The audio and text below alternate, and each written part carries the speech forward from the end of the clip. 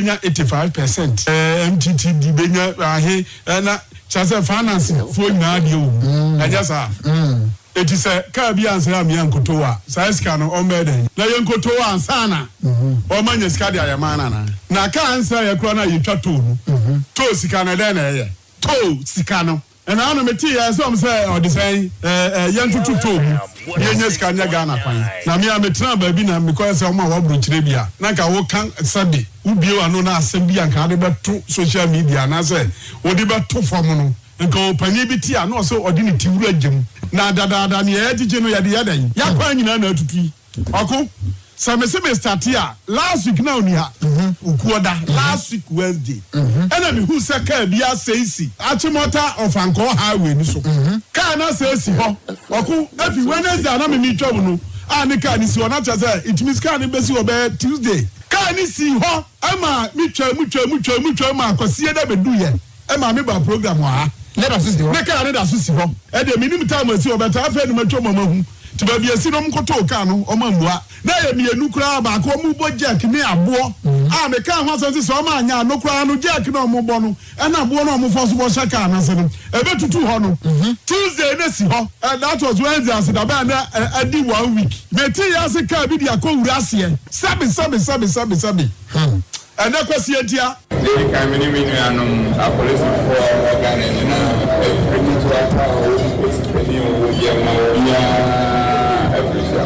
na yasre nyampo Kwanso kosumo yo mbaino ni o na Yesu amanipo ye da ye nimu ye na bibia mpaso da embassy yesu mienu mepa koswa na menemu anu masre aka chira driver for ene akwanfo nyina se mo ye ni na ho na mo se ye nkonyina e ba akofo ye hwere a ebi ni ba bi abio e ya abotre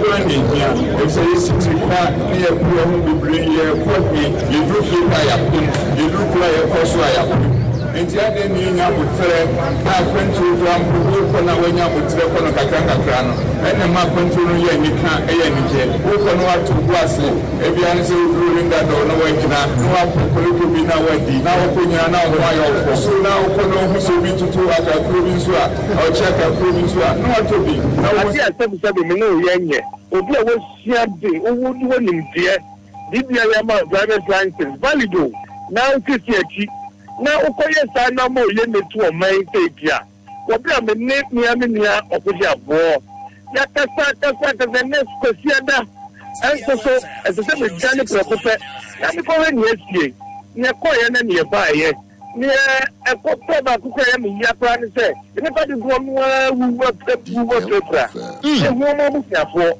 na tese akoba ni so bi atra wo fie so o kwa ba wa medu na nsan ni medu fie au enti na tese ama yeduma die bia yedi aba National Road Safety Authority that they say there ye be ye passenger manifest no na tese abedu ya to ye so mu so abotre for airport na wo fu plane is responsible for the crime obi o tin ye nim no eni ba bi free enti sa bi ni yedi a transport no as they say no ye papa minister of road transport eco launch December year ye papa any pending vice president to the media akoboswa you say you president transport Ghana National Road Safety ye diaba okay transport Ghana president 106.9 ya wo pro ba bia no yenimo Papa, your friend say, on in charge of public sector reform. Kusibuafo. Yente Ghana ha. Ona de beka yo. Papa na marisha na mi huno. O mese say, enye mo ko hu wonder now ba obobo hu de wuro kire ye no. Ona in charge of public sector reform. E dey wetimi aye. Kusibuafo. Me pe no. Na menya no wano. Wo beka kire ye say. Rwanda, a whole pride of Moko high tech. Then he said, Okano, license you, insurance you, road where you are. So what's your yanopa? Now, Kotraka and once I was packing car and I can't inspire. Or none of a kind, then Rwanda and call her.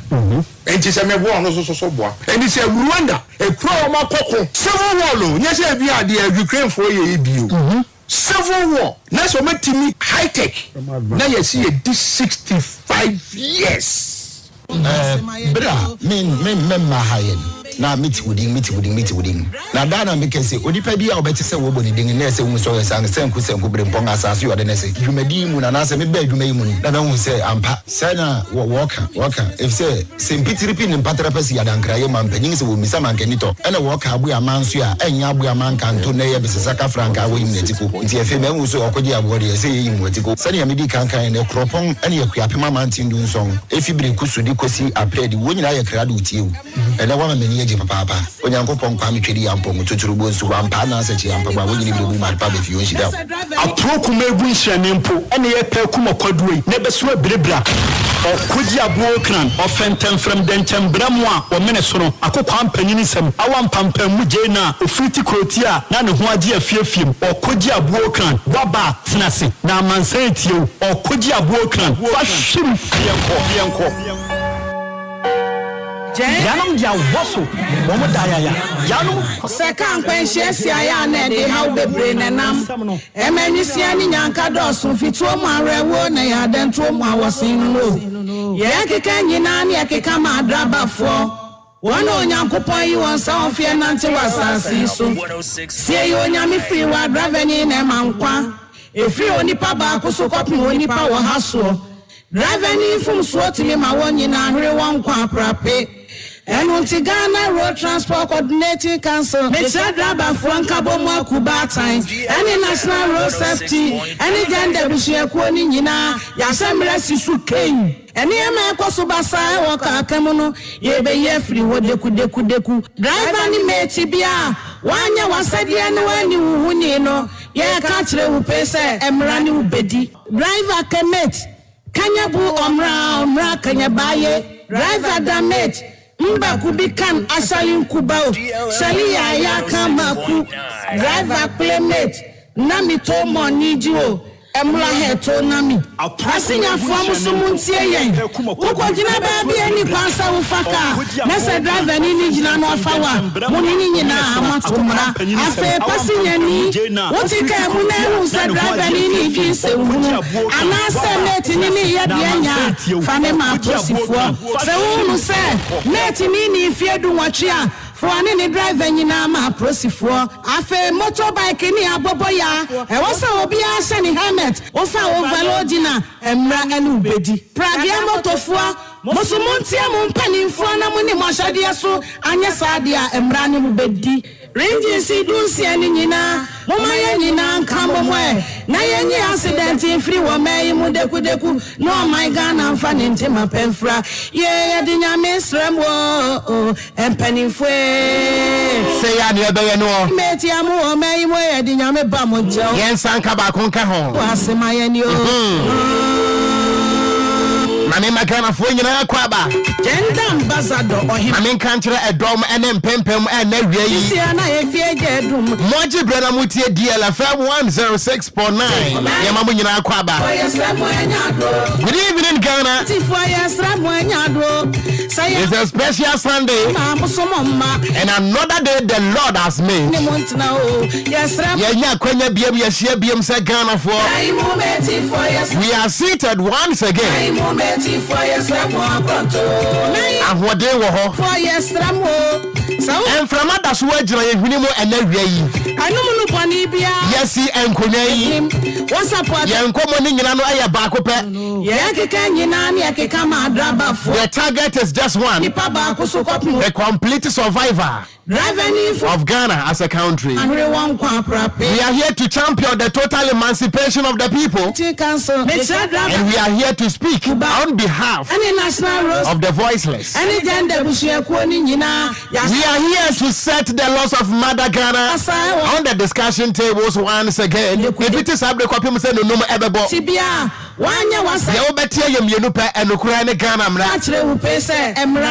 And I keep saying, say we are not going to relent on our efforts responsibility to defend shall face the law. driver the territorial boundaries of Mother Ghana. Driver damage. And we are me body work at Ghana wa ba be matin titi akoko ne fia tuntum obi ase. Sinyafo musumu. No ye nyina ye lazy me am ne mo ma Ghana ho ban wate. Faka, na se driver ni gyina no. Na da bia meka ye ka terrorism. Afa pasinye. Atuate dom terrorism wa. Who said driver ni di se. O man no. Wo mo atumi wo mo nsam no, I think say the basic understanding of terrorism I am penny for yinim and say Boko Haram ebewura Ghana. Native Council. And I say Al-Qaeda for ebewura Ghana. And I say ISIS ebewura Ghana. And I say Taliban's ebewura Ghana. This is the basic understanding I am penny for woman in let me pamcha wada. Sani ama we nyina no sani na ye am penny for mu focus there. Ma Ghana. What am I say? Name yai omei terrorism ye yankasa. Yako import to diaba due to our negligence, our laziness. Road accident you. Me pacho terrorism be any one more a silly road accident I Ghana hey. Passing a form of someone saying. When was the last time I moti Boko Haram fonka? Such a Bisa who say Boko Haram for any road accident. Emudia wa hen and air tata day in day out. Minute after minute, hours after hours. To the extent they say and the road accident. It's second, every second, every second. Every second, but ye ni mobia wo dwene afa ho. And this is the main reason why we are seated. Ye mbota na no anu no. Botai fufuro bia ni hobiem. Na ye nyi accident in Se Ghana ye kwan so dwoa. No my Ghana mfane. Ebusuye. Ye de. Efie no agija. Enye wo bia na bobusu apani dua. Efie na agija. Omeyi mo ye di nyam. Enkwada bra bo asai. Yesere mo monto mo bo asai. Enye wo bia na twi tuotu ekun kwada ne papa. Enye wo bia na twi tuoku mo ba tan. Ambassador. Aye wo hyenkani anadwe nya dwuma. Accident is. Enti ene road accident. Eti yesere mo. A breaking efie bebre. For what? Ama the future of our generation. Ejija. Ene enkwada ni da so asa. Efiri said ye na nka wo ho no mo a obehwe se enkwada yi wo madidi. Enkwada yi wo mu ko school. Enkwada yi wo mada. Washankani jimini ekule free ho. Enti asam we na meka you are expecting me say men kase bia na mento obua mento se bi ne. Enti update no washankani. Ka no a wutimo no enyi wabusu apani na ye machine. Na machine nso aba ye no manual daka atwie ho ne se time bia no ma wadwe nya dwuma ma wonyina hwere won kwa pra manual a daka atwie ho ene se washankani se wonom nsa entwika bomu akuba tan manual daka atwie ho ene se washankani se ensuo eto a normal speed na wokro no ya teso efiri se ma wonyina hwere won kwa pra wo ka tais no a egu ka na se no se ensuo to na se ekwan no so ye troa ka bomu akuba friction no eso timete enu nti wan hwe ya wo bo break ya enti mi nyina sania wo pɛ no wo bekum nipa so basa wo ka kam me pamochaw manual ba ko wo ka atwie mu ene se driver ni wo shankani se hono mo eye careful so a yenye overtaking no ye ka kire manual ba ko ene se wo shankani driver keme se wo ye overtaking a make sure se wo hunu wanim na wo bia mfiri wanim ma wo shankani manual ba ko ene se shalia ya kama ku driver claimant baby I walk your overtaking no say ehwo ye people so a men na we anya overtaking these are the basic principles in driving na say driver ni na so on my Ghana no a yetimu sesia no one emra anya dwuma 2 panimu se wonwene 3 police ne so wodi kan kwanhia bedigi sika 4 yensam trofo ye bi nso so yesi enka no kure ana 5 wo hyanka ne say wodi jimi betena ka achi anu day in day out say ya record enipa wuo enie asif say nipa wu a Ghana sika begue mboto and sika no ebegue mboto mu no ade ba ade na mo benya wo shankani say wodi sika ni bre ana etwika na wie yi a misuru brebre menka se wu afa meko na yenyi ase eno ni ya mbota yenti ayatena se no my God ye tena se say ya eye Ghana mra ana eka say misrem wo ye kasa say ya ye nsuro firi say ye nyina so eye Ghana mra Our grounds are the Republic of Ghana. The results of our legislation. Transport coordinating. Yambotaye and then the LI 2180 Road Safety Road Traffic Regulations Act 2012. And on the way, Yade Juma, and until Yensronipa, Yadiwobomanipa, Lemom Yensronipa, said Ghana for the sake Enquires, say Yanamo Panodia, will be in Casa Putu and Simian in the Jatomua, will be other fan second. On Maya Yatimua, political ideology. Aya Kasia Essene or minor ideology. Nami Tomo. Amaya Yatimua Yamuacha Yenu. NPP the Nambenku. NDC the Namnifa. And Penifo for political platforms. Womunya Kwenya ni Ghana for Kasa. They have nothing to tell Ghanaians when it comes to their plans concerning road accidents. And I am saying this to all the political device. Yedi need more politicians yeti ache. Yedi edi moti ache. Say akabusume 9 se num na mokwa koto aba. Yente se pani bia wo petu miedie se president okrom ha. Ejina platforms wa ka se media meba na ade a mebeye amaka nkwansia eso atie nie empanifu a april to me say nyansa we ebi ni wo mutirim no my god wo kan okura kire pani a wo betentan ya no wahye watade me pamchaw ena wiei Okogyeabour ya wo mebenada atade bia no wo bepam de ahye me no magye de ahye eni minim se ena dwumade ne bekwa wiei no na Ghana fo se me ye NDC ni I'll be very happy se muka se me ye NDC ni amepe se mi wie so na se bi so badwe se me ye NPP ni a eno so no mo de sa atade ne ba magye ahye se me ye NPP ni a eno so no I am okay na mom eda kan kwanhia betewo so no egu abonten no sada no wunyansa beba fie ene wubusa Ghana ni se ehe na wodowo where lies your patriotism na adwi nyina no eye NPP ene NDC ade no a ekru no Ghana ni da somiye so a wonwene mfa ho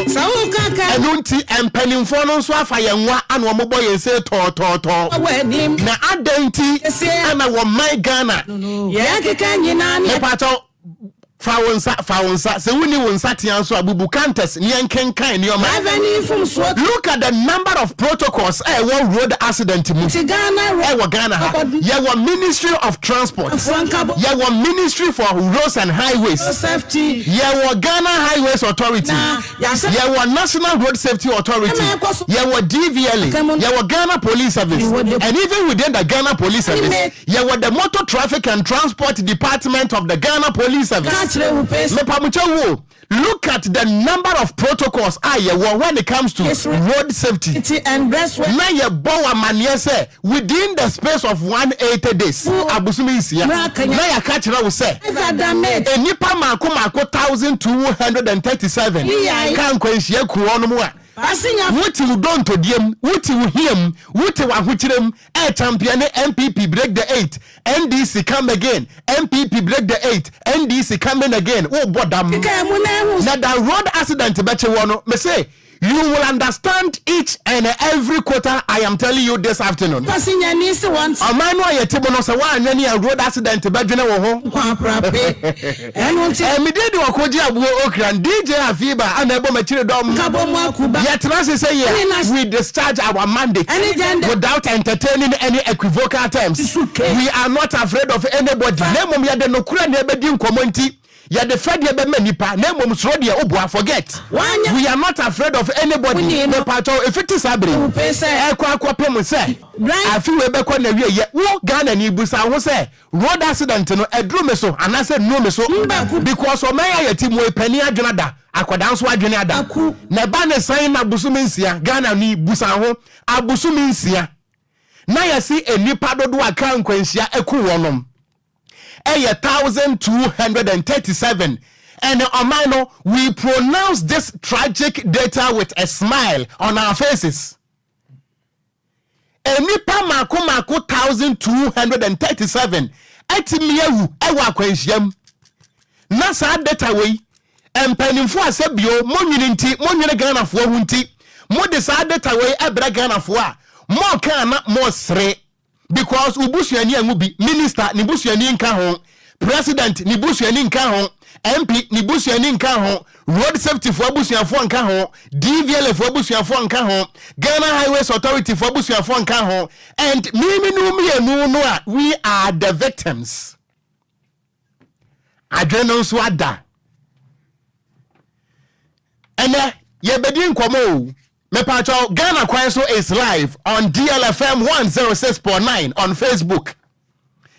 Wodi abomadian na type brofo ne breme wadaroma type brofo ne breme wadwenkyere mamensanka minia Bismarck the do me hu message ewa ha Pedro wa Madina Cruz me hu message wodi free Kumase ana Sapon Prince piaga me hu message ewa ha me pacho mo baso ya mo share page ni bi emame mo baso mo share bi emame yi NPP ne to nchen na share because road accident no won hwe o party card ansa na okum sa wo yandi sinia yandi sine to nchai fato form na wonne Ghana for eni nkomo sa Ghana ni nana owusu me hu message udi free US Montreal so nana medase mesra mo ya mo share bi emayen enadwumadi na no be den last week no na mini ha nanso na ano be den as the last 2 weeks we are not here to create any tension. Now, first of all, let me acknowledge the statement by the National Media Commission. Me wafa, I was me papa. Yera ya buadu ayabuafo under your chairman Emma National Media Commission. Me papa mi hone da. Me hunu a bia na TV so. Ana se bia graphic im na bia making kan bia na makohunu se. Yem papa ya buadu ayabuafo ni mfoni elie. Dada baby a wo bia no mechia wo afi yenko yeyi video ni mfreso baby a yem papa ya obuadu ayeboafo ene National Media Commission mu wo bia no ye chia mo yedamo ase nemom ena wie me wasam ka eno ntime pese camera no tomeso na National Media Commission fo hunu se enye video shop and enye photoshop nemom Okogyeabour na ekasai yem papa nom ene ye mame no mo a mo National Media Commission last 2 weeks ana model statement bi ba yese akabe asabosome nan na Ghana ye kwakoto abanti mo mansem trofo enka ensem bia detention ebeba krom yewra we humbly appreciate and we humbly acknowledge that statement amode ba ye no yedamo ase nemom yam papa no National Media Commission foi se oba ne nkwan anya da untimi nka nemom se nchene antiri mu a ne wofa ya obuadu ayeboafo wofa wo beka wofa ena ya trans here we are not creating any tension nemom ye ka nokre se on statement no e ba ye no Kavoyan media for no into silence. Answer some no shall bo want to make me manya political science. Name me a government. One thing I understand. Ebrana me read the scope of government and they say you have every right to open your mouth but not wide. Until anyway, Okogyeabour has the right to open his mouth, but I am not widely opening it. Maker in the horizons of human understanding and within the territorial boundaries as media. Mean creating any tension, name of mechanical National Media Commission for Yadamuasi Yachiamo, Obin Tagi Wanum Emame, Nemum Yaranum. Amaya Yatimua, politicians, Adane Ghana for here for. Nasa a here for no Nekoba. Na Yenfi from any him. Yedi ensika betu asa political parties and I say those people in government ye obi fredo ho government official na yatete yen ehia for memeti hai ade beche ade besa se metem pentem kwa anie adwuma ye apart from ye adwuma wura katua wo boafo ni babia and we are here to do our best na yetiatie mu atim fifre ni wi a na yatememe tax ni ade akotua wo bi se wo so wo ye government appointee ono de wa wabem wo ye o man adwuma me papa no National Media Commission muntie mi ye o na yetete ehiafo sika ye maame no ma wo muti dwom ye papa no ma wo mugu construction site and na wo send sika ma wunu akora no a yeti wo momo saa ahiafo so we nyina no pani enwere mfa ho na mmom wo sanya kwanya begina asimpie so a na sebio yam papa no National Media Commission fo empanimfo no wo ma na ye di sika atua wo moka no eka nsem hunu a yewura we will come and interpret that nsem hunu no ye kire mu a we are not creating any tension. Yam papa no National Media Commission ye chiamo mesia na ma chiamo akopem sa mepon because the American no me person will be back dwene say I am circumventing the directive of the National Media Commission. No, I am just a mere broadcaster and I am broadcasting within the pace of the industry. I will never swerve my presentation from the principles of journalism. Dabi na mompani no a me meti hayi de wotie me wo shankani bre Ghana ni bre. These political parties and politicians, they have rendered us useless. Ana ye sika yesa titidi tuya wa muka. Those in government wa mun topetru. Ye tuya wa no bottoms allowance. Na minister ni bejina platform so. Na se National Media Commission waka ensem hunu a. Na se meye de misika na tuya obi a waka ensem hunu ne ka. You cannot carve me into silence, Mekasa. And this is what I am doing. And on a mayor na way. Jesus Christ. This is the joke of the century. Honorable Sansobuache, you are a joke of the century. Total joke. Totally joke. Totally joke. Joker. Occupying spaces as ministers. Yewra. We a member of parliament. Ewa bantama.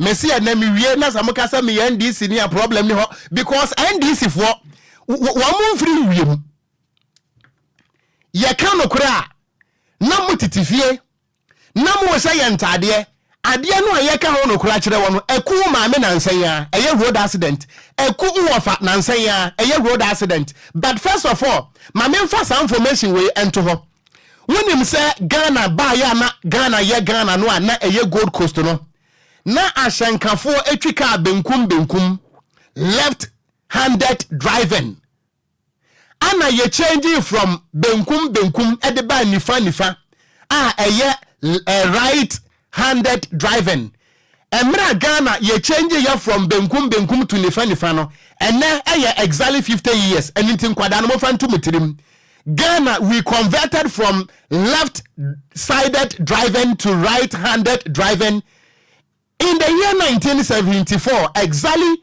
a year 4th August 1974, Anna announced a year 4th August 4th August 2024. And until someone here, Ghana, ye free benkum driving, a ban nifa driving, and now exactly 50 years into Ghana from to Mitirim, and no unquestioned ho. Ye was and so watch it. One now ye minister for roads and highways.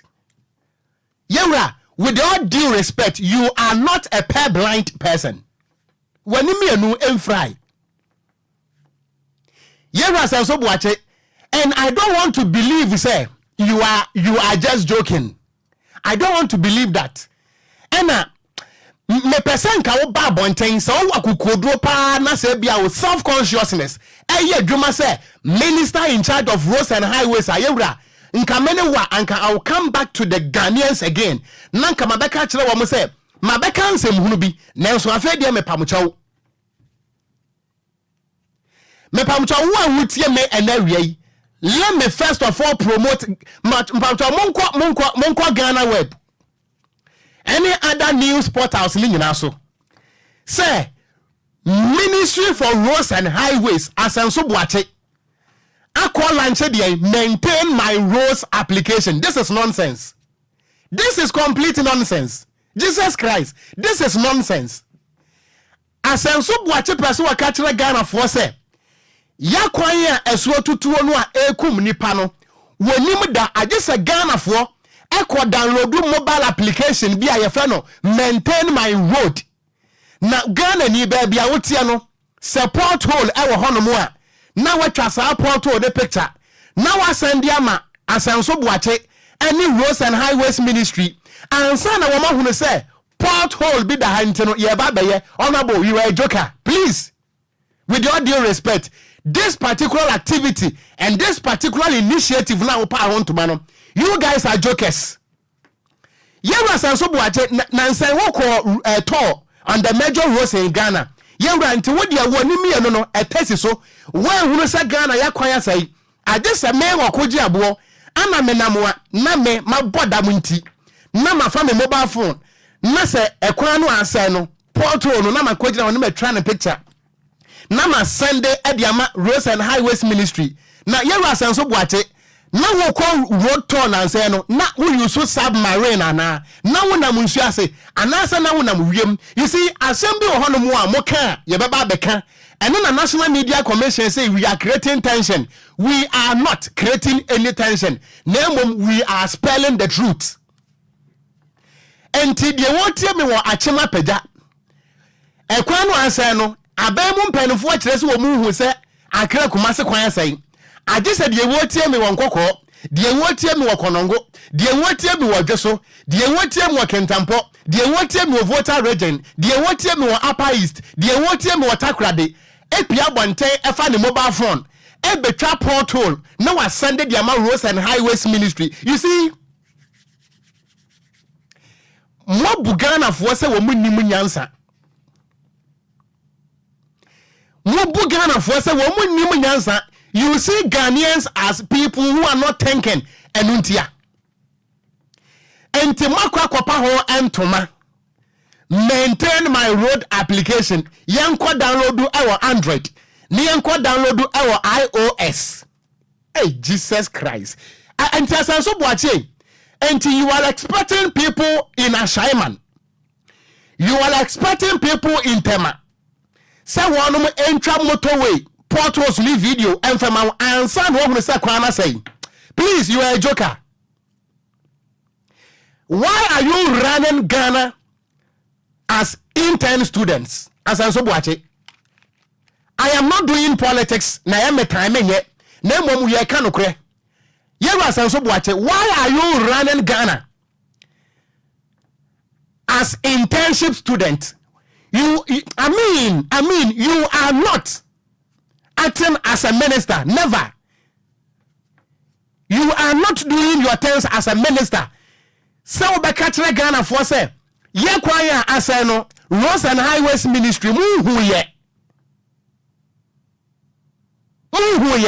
I just say Ghana for emfa o mobile phone tinsi abonten na ye hunu say portal e da kwan mfimfin ane ye twa na ye dia Sunday maintain my road application no yen san kwa download ye gilienti yen san kwa download no amon san tie credit please na asanso boache o use submarine ana enanti chrome han mo ana because the use submarine de wona meponase enti de ekoso asase no so ohunu so I am asking honorable asanso boache are you using submarine and I would you won see from onam aeroplane mu what aeroplane mu nko ana abai we no I don't know some elements in this government you don't qualify to be given such titles honorables dabi Dabida, let me give you reference. As I'm so boache, go to your Google and check this reference.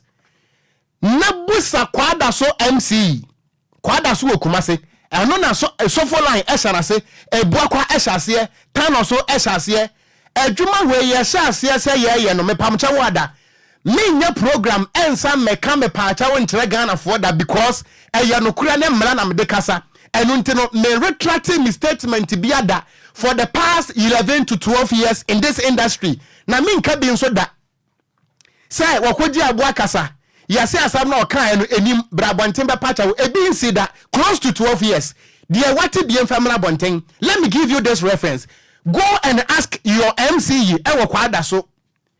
Na monkonko bisa say 2019 adwuma ban ana Okogyeabour ye wo Kumase.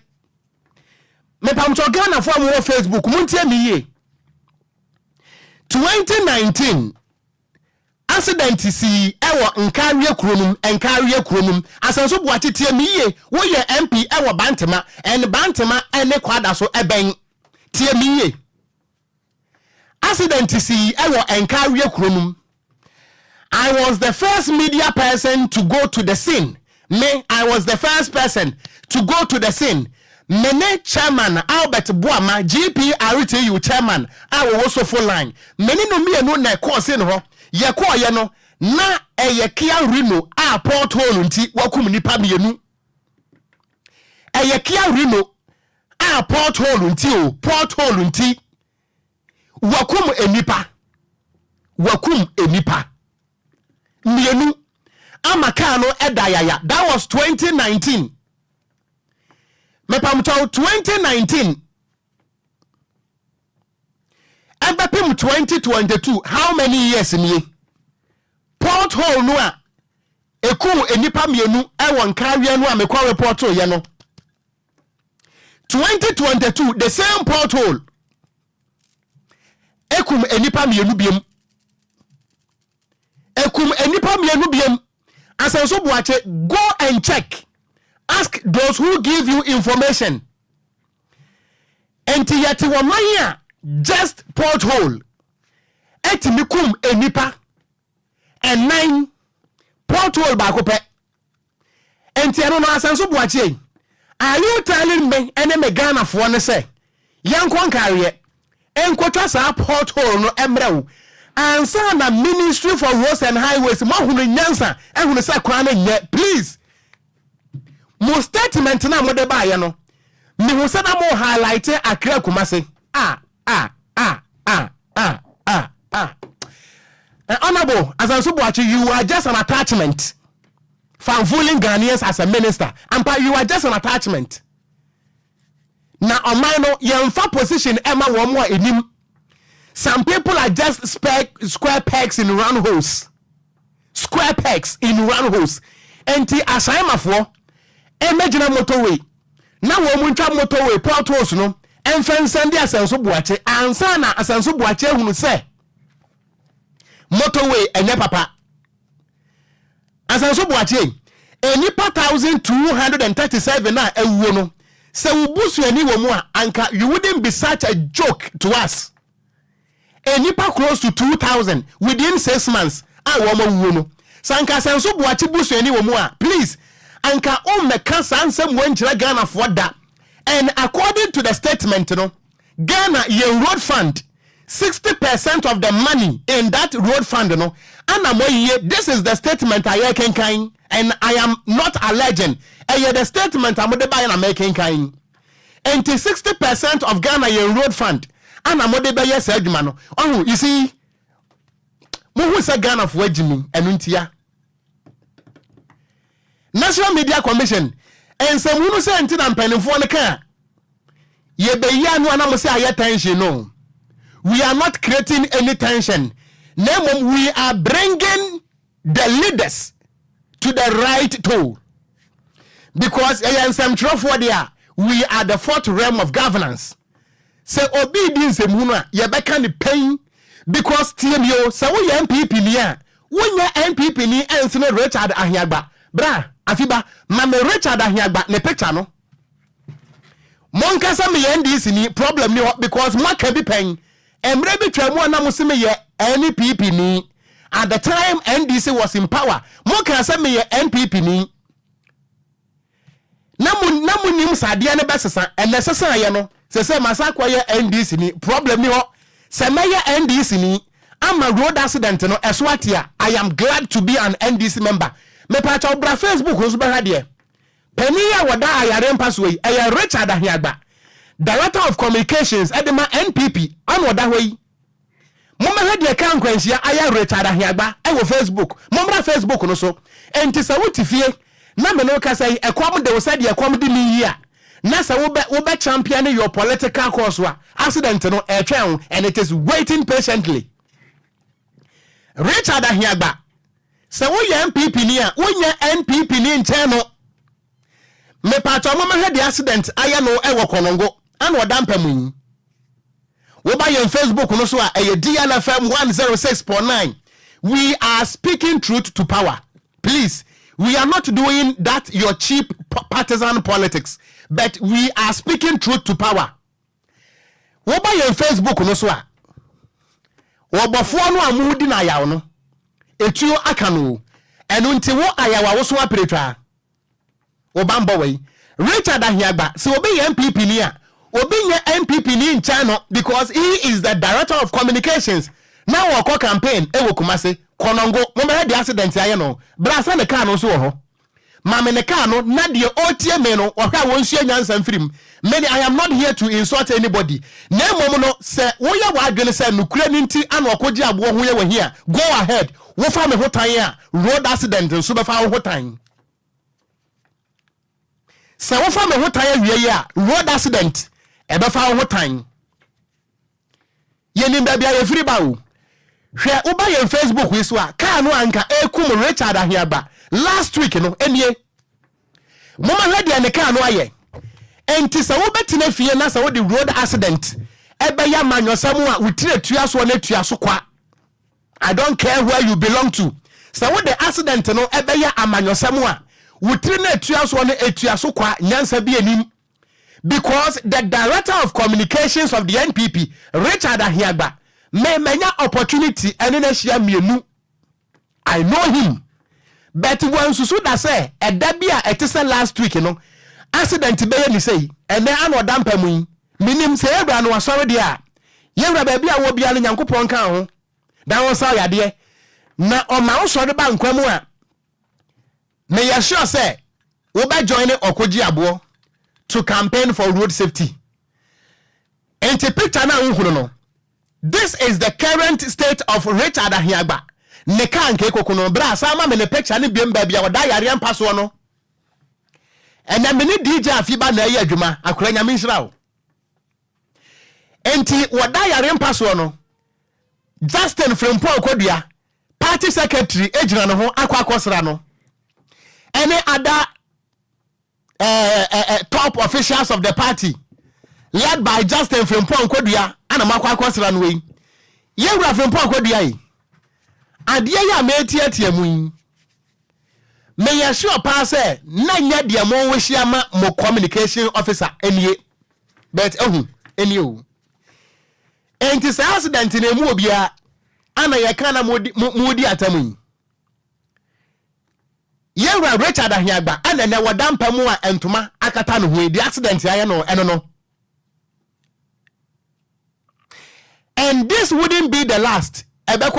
So long as we are only championing political cause, but not a national cause. Now yet we are waiting for the MTTD. We are waiting for the National Road Safety Authority say. One moment Bonteme country Ghana for the cause of this accident. We become no na a portal no asenso boachi nim ne wakikenti. This a Ghana for Nana Okogyeabour fiti hey. Now I find a telephone, no I find a mobile phone, no a TS Kwanso. Ada here. Dan so my portals no, abai mo mpanim fo hui. Enu nti no just won wo kokotwa ne video. No the Sunday asanso boachi say maintain my road application. Na Nana Okogyeabour fi wonim de ode ne date abaye nti. Now asa kwa download ni asa tele credit. I mean we are jokers. Well jokers. Emsa senso boachi wo hia powder ani hire yemfa wunanim ni anya ne sabobukara na yehunu say now we have him as a joker occupying position at the ministry because this is I mean we am person may so any hard word but we dey antiase anim beka bosom 9 ame ato aba afen na roads and highway minister say won makopa application ho ntoma nana baje o pepen nana je enani nyina gumtrim mi hia pen ne beka bosom 9 ame ato aba o afen na you see we nyina na a political gimmick nyansa bi enim because asenso boache se wo free of anchor barrier na se wo de woni kire achemota between Ofankwa barrier and Achimota old station. As I so boache, chira me crash barrier bakwa esi one more eyeduma. Just show me one. And today you never bubu from no. As I so boache, are you telling me Ghana Kwanso team? ene Ghana fo no a ekoto aba no amamo no se ye jiminti sebi ye jiminti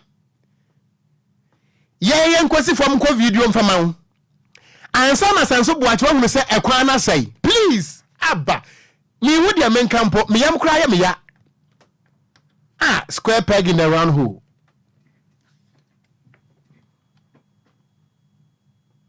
And it's again a phone picture now fans and yes and so watch here. Obeden.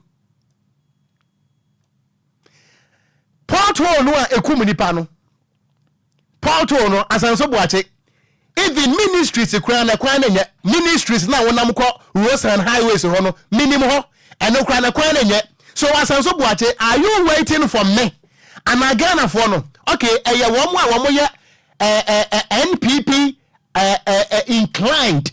One and because of useless propaganda and tea, one back try the Sunday war. But Ghana near na adwene ya dwuma. Ghana near ya titi in with ye. Na if ye nyansa ya dwuma. One nyasa ada agye se wo kwotwa porthole picture. Ama sanso boache ansa na ohunu se. Ekwan na nye. Me pa uto mo koye by election wadweso no. Adweso na ye. Ana na mo ye kwan na dwo na kwan na mo fa so ko adweso no. Ekwan no na ye. I am talking about Accra Kumasi Road. Na kwan na ye. I am talking about Moko and Saint North akoye by election no. Na Accra Cape Coast Road na eye. Me pa uto entemo nkwata akrade. Between Cape Coast and Takrade nti yewura sanso boache. We are roads and highways minister. Adidie na abatu wontia. Are you telling me say ntia kwan no se Ghana fo ntwa picture and fan Sunday wo dia ye nya portal biara ayo Richard Ahiagba anada ya no you may be the next ntitronga kanse hunu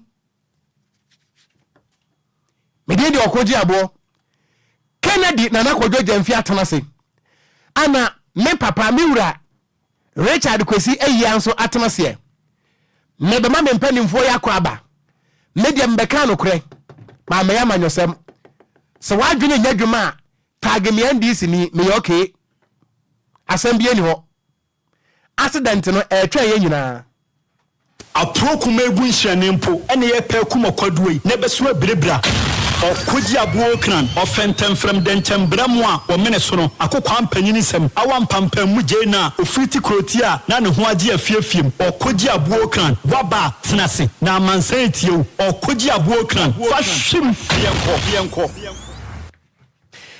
Mamensa mu akwaba fa o message bra me e wo Facebook no eso ye be kenkan ni nyina nso de amawo ene eya osana bosmeda etoso enan efisiampe no ene aduonu enan safe no adwan ne ye adwumadie we ye fe ne Ghana Kwanso eye road safety eye kan kwansia ho asem ne ye kan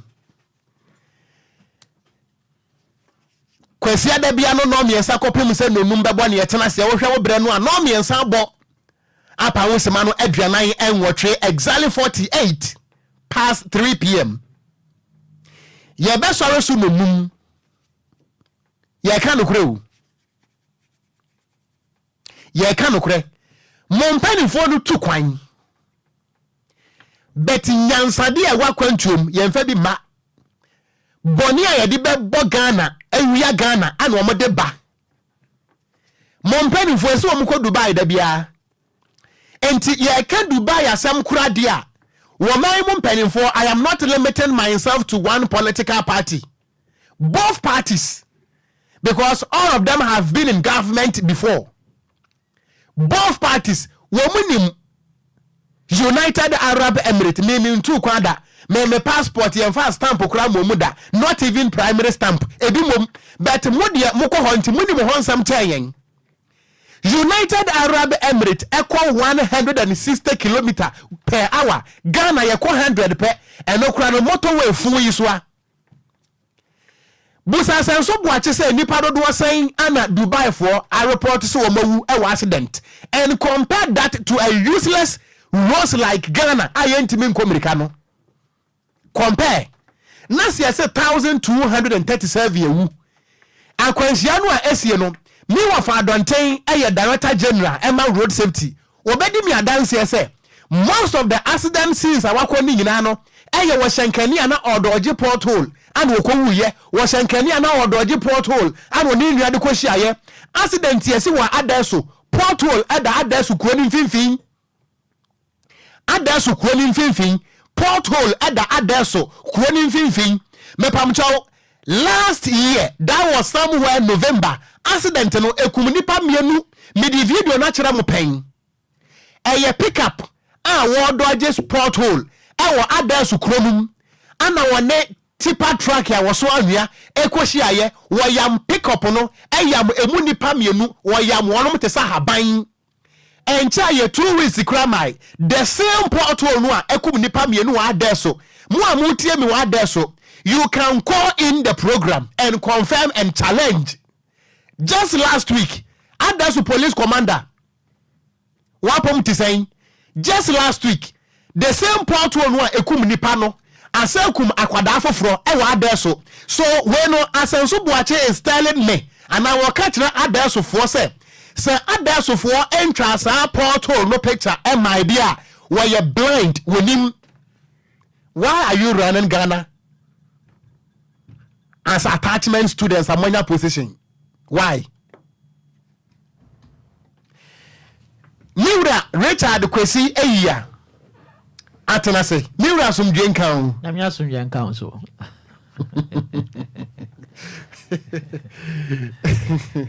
Yera mpacha baby I free Bible boko na so Ewrade adom. Yes, last week no otutu kwanti mpacha wa mo fa ncheme ye dan yame ase so do abedu asumdwen.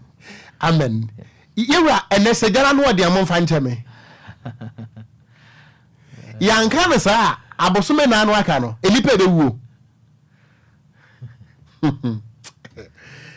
Kennedy nana kwadwo jamfina na asumdwen kan. Okon Enquires so. Mpacha efie boko. Oh boko. Say ya koje ya home kakra ya saba. Ya yehu adom ya saba studio ntino. Ya ba ne ya ba. Ya call races. Your body no. Ya lay here rest. Nana last week me ko Cape Coast no. Ka metile mu na lady beti me nchen. O say bra we spray na hwam. Aba se fast dama bayfo bi. Ya for ne Kennedy nana ko jejamfi. Nana me da say ba hu ye hwam sa say ade oni obi a oyi wo na mo a oyi ya no do dia mo na so o dia so wa no say so hu fa so no nana me da say ansa na me mpanimfo no ebebe mo no ma menkenkan messages ne kakra unso betime de wodi abrame e wo Facebook no eso DLFM 106.9 Ghana Kwanso is live on Facebook. Other social media platforms ni nyina so no program no enam so. Sapon Prince was he keep up the good work Okogyeabour. Tell them the truth. Me da say Pedro wa Madina Cruz said if you come say time or so. And I say, good afternoon, Mr. Host. I am watching the best show live, loud and clear. Ewo Indianapolis, Kumasi Town, also Kesben Junction. May I say, Bismarck the Don, Minia. Was see you are really doing well. I am watching you live from Amedofe in the voter region. Bismarck, may I say, Nana Owusu, Eddie for US. Was see you are the man. Offer a day your back, more fire. Senior Mesme that say, so what did you call so US to Ghana who had you good? Poor leadership, lazy type approach, laziness. Ghana had not need ministry for monitoring and evaluation. What were they monitoring? No more monitoring. Ghana Highways Authority, one more any maintenance team. Or manner to topic ups a mammo resources be a mamunian or minor dear mammo and a musician condition when Timu piano be cancer muno bako. Ya cry a num from name num from Metimitini and crying extra videos because men pabo drakeka na musician ministries, musician agencies ana mo hijack ɔman no apparatus ana mo pie bia no a na nsɛmhu na pie mo ka yɛbɛka we nya tension National Media Commission for yɛkyia Dela Affair and was say wafa God bless you for your good work done always. May I say Nana Ushu was say them more fire. Zinabu Adamu was say good afternoon wafa. Greetings to you. Greetings to you all. I like what you people are doing. More fire. I am watching you live from Kaswa Amanfrom. Richard Kofi Ajay was saying it is really sad.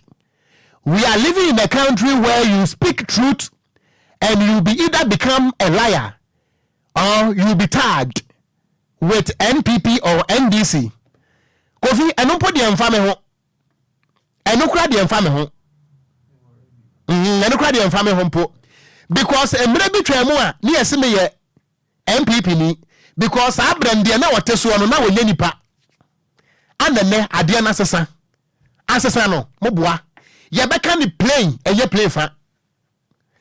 Now if I'm a war before so road accident and super foul war before ye need to be a free bar. Mate Shop Carlos Walcott was say God richly bless you. Our leaders hate the truth. Come and see Ashaiman Rose. Very bad. But they are there making campaigns. Frank Sego, DJ Cyrus Mankasim, and I say, good evening, Okogyeabour. God bless you for saying the truth. They are not correct. The leaders are rapacious. Kanira, boy, and the Mentiasia. Or he never could your income, or so tell them. NPP and NDC will also do them like how the car looks like. God bless you, Wafa. My mom Belinda will say, good evening, Wafa. I am enjoying the program live. Judith Ellie Blue and will say, good evening, Wako. Tell them the truth. More fire. Sapoma Blanks and was Wako. You are too good. This is your favorite reporter, Eric. Oko, last time I said, what the law says about turning roadside into fitting shops without authorization. Mompeni fono eje taxi free womo honti yentimi mpam womo. A police if one so they are pretending to be blind. And so you try regulation 117 of the LI 2180. Yema enipa kwan ema who occupy the fringes of the road. Police for and when you move for until I'm going to move accident.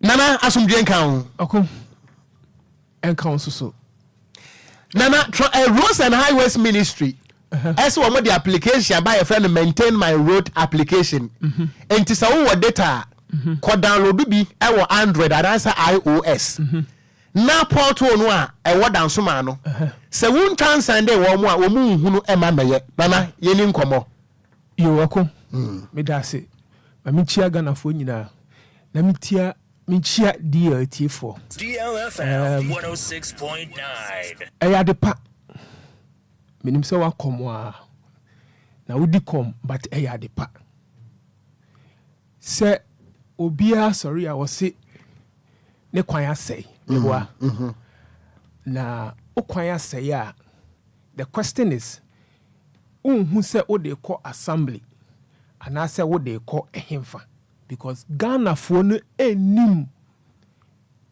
edwuma no de oye say why na e maintain ye street light why na o maintain ye traffic lights and why na o maintain ye road ubi so obi oba ka say road safety ubi so obi a oba ka say DLFM 106.9 enti se wo motena se no mo ka say ye create app we sa app ni ye communicating app now ECG for create app meboa say here ECG you don't need to go to their office what you do is you communicate through their app Now, Okogyeabour negative and positive of the app. So we will discuss both.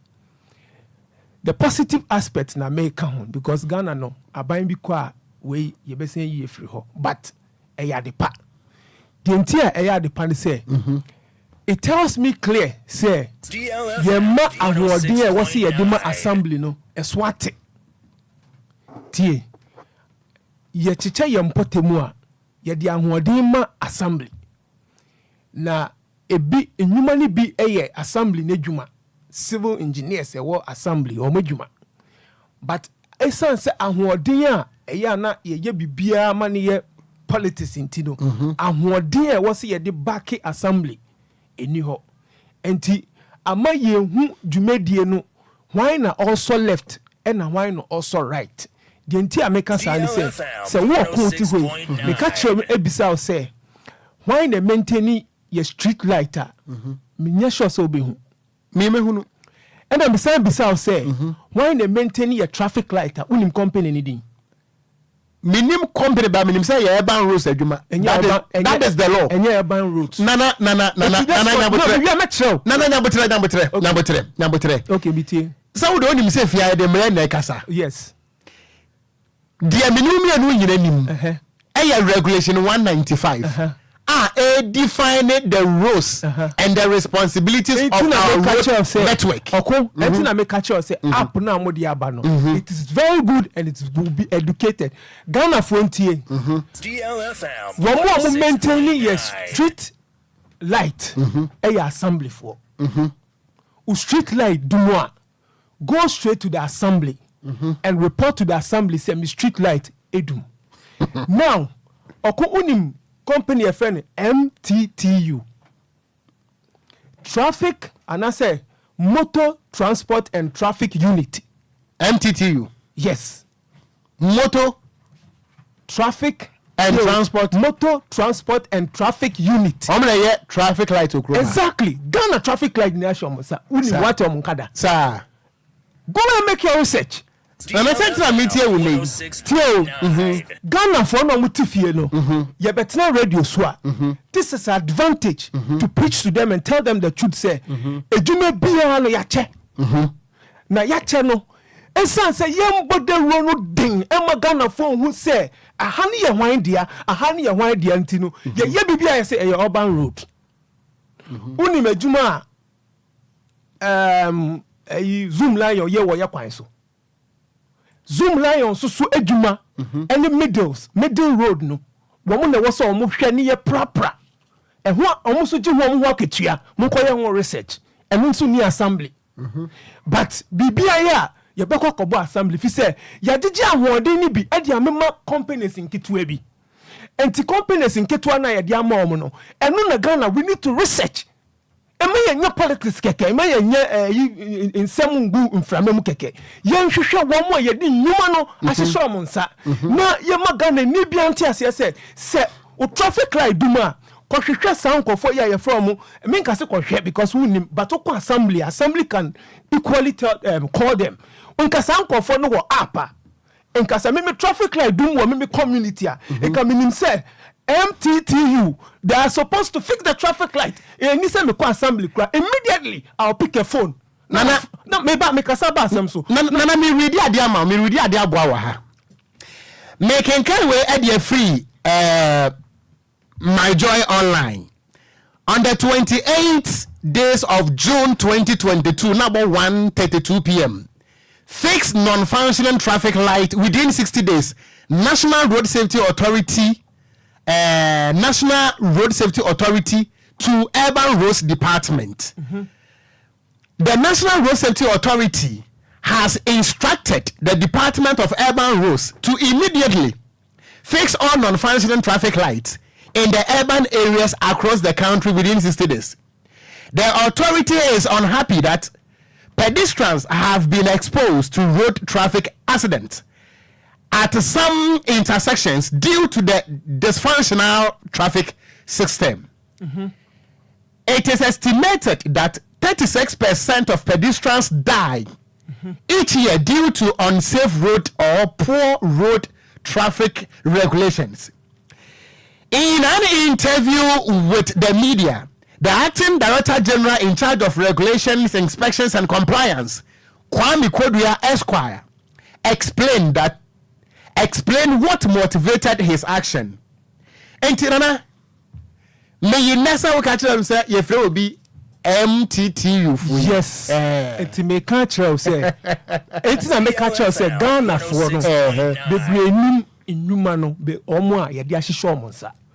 I'm telling you, so person we yes sure. Mama, you from Motor Transport Unit MTTU. Na repair and traffic light. Company yadi ya traffic light in show monsa okrom ha. And who is there to supervise those companies? Okom. Ebi na app abeda ho ya ka ho asebiti. Say ye hu wo bia adwuma ni wo bia nhihye ya. Ye bebu adwuma ni nyina no baako. Na dia akɔhye nipa baako se wo mo na omo ye. App ya nkofo yi di be. Meminim se omo free power ebetwem nso nka ya adepa.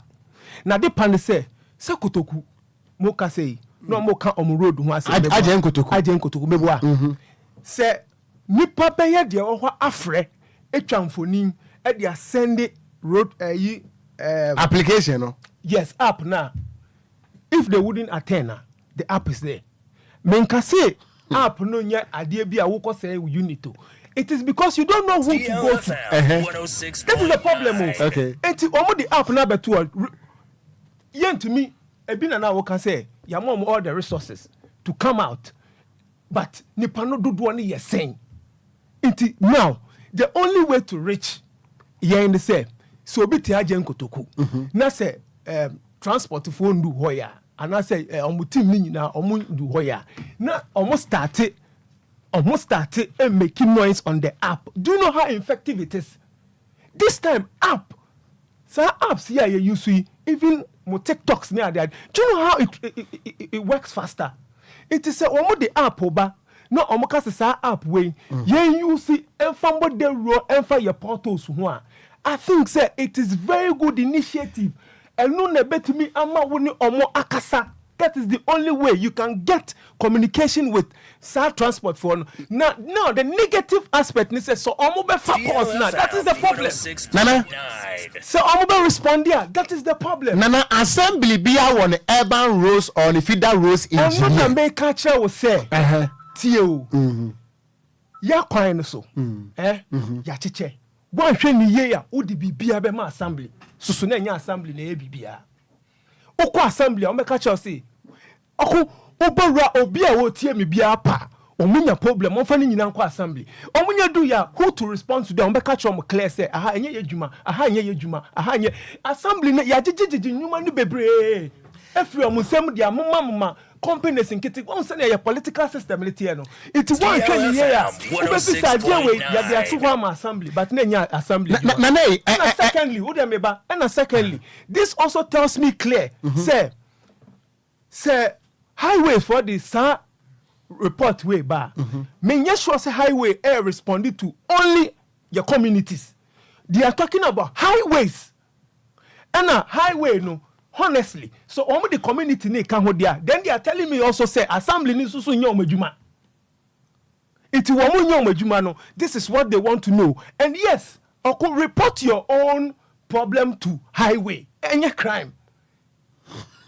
Nana mamen kan we ni kakra do de baye no mamen kan kakra ebusia me kan o say Roads and Highways Ministry launches app call center to fix defective roads. The Ministry of Roads and Highways has launched an app and a call center where citizens can report on road defects in their respective communities for prompt attention. The initiative dubbed Maintain My Road is expected to streamline the process of reporting and addressing road maintenance issues, ensure quicker response and more efficient repairs. The Maintain My Road app is available on both Android and iOS devices and would allow users to upload pictures and descriptions of road defects and tag the exact location using GPS to track the status of the report. Okay, Mawanu Siwa and continue. Mate. And then menya code, but men continue. My young twaso. DLFM 106.9. Yeah, baby, ye develop a mine econo. Ye use technology system. Okay. Okutie mi pao. Okay. Baby, ye di ye mine econo. Ye use technology system. Now, app way is the best. Oko is the best. But only if we can maintain it. Oko, the only way we can report our problem. And see the app abeto ho. Se kan what sem to ho. Say aha me kwan nye. Me twa me dia send it. Who are iOS so me boa. Me dia send it. Who are Android. Who dia send it. Now, who can respond? Or see or more immediate response me boa. Good. Now, when you have the immediate response, that is when you can also go back to the app and tell the app, say, I don't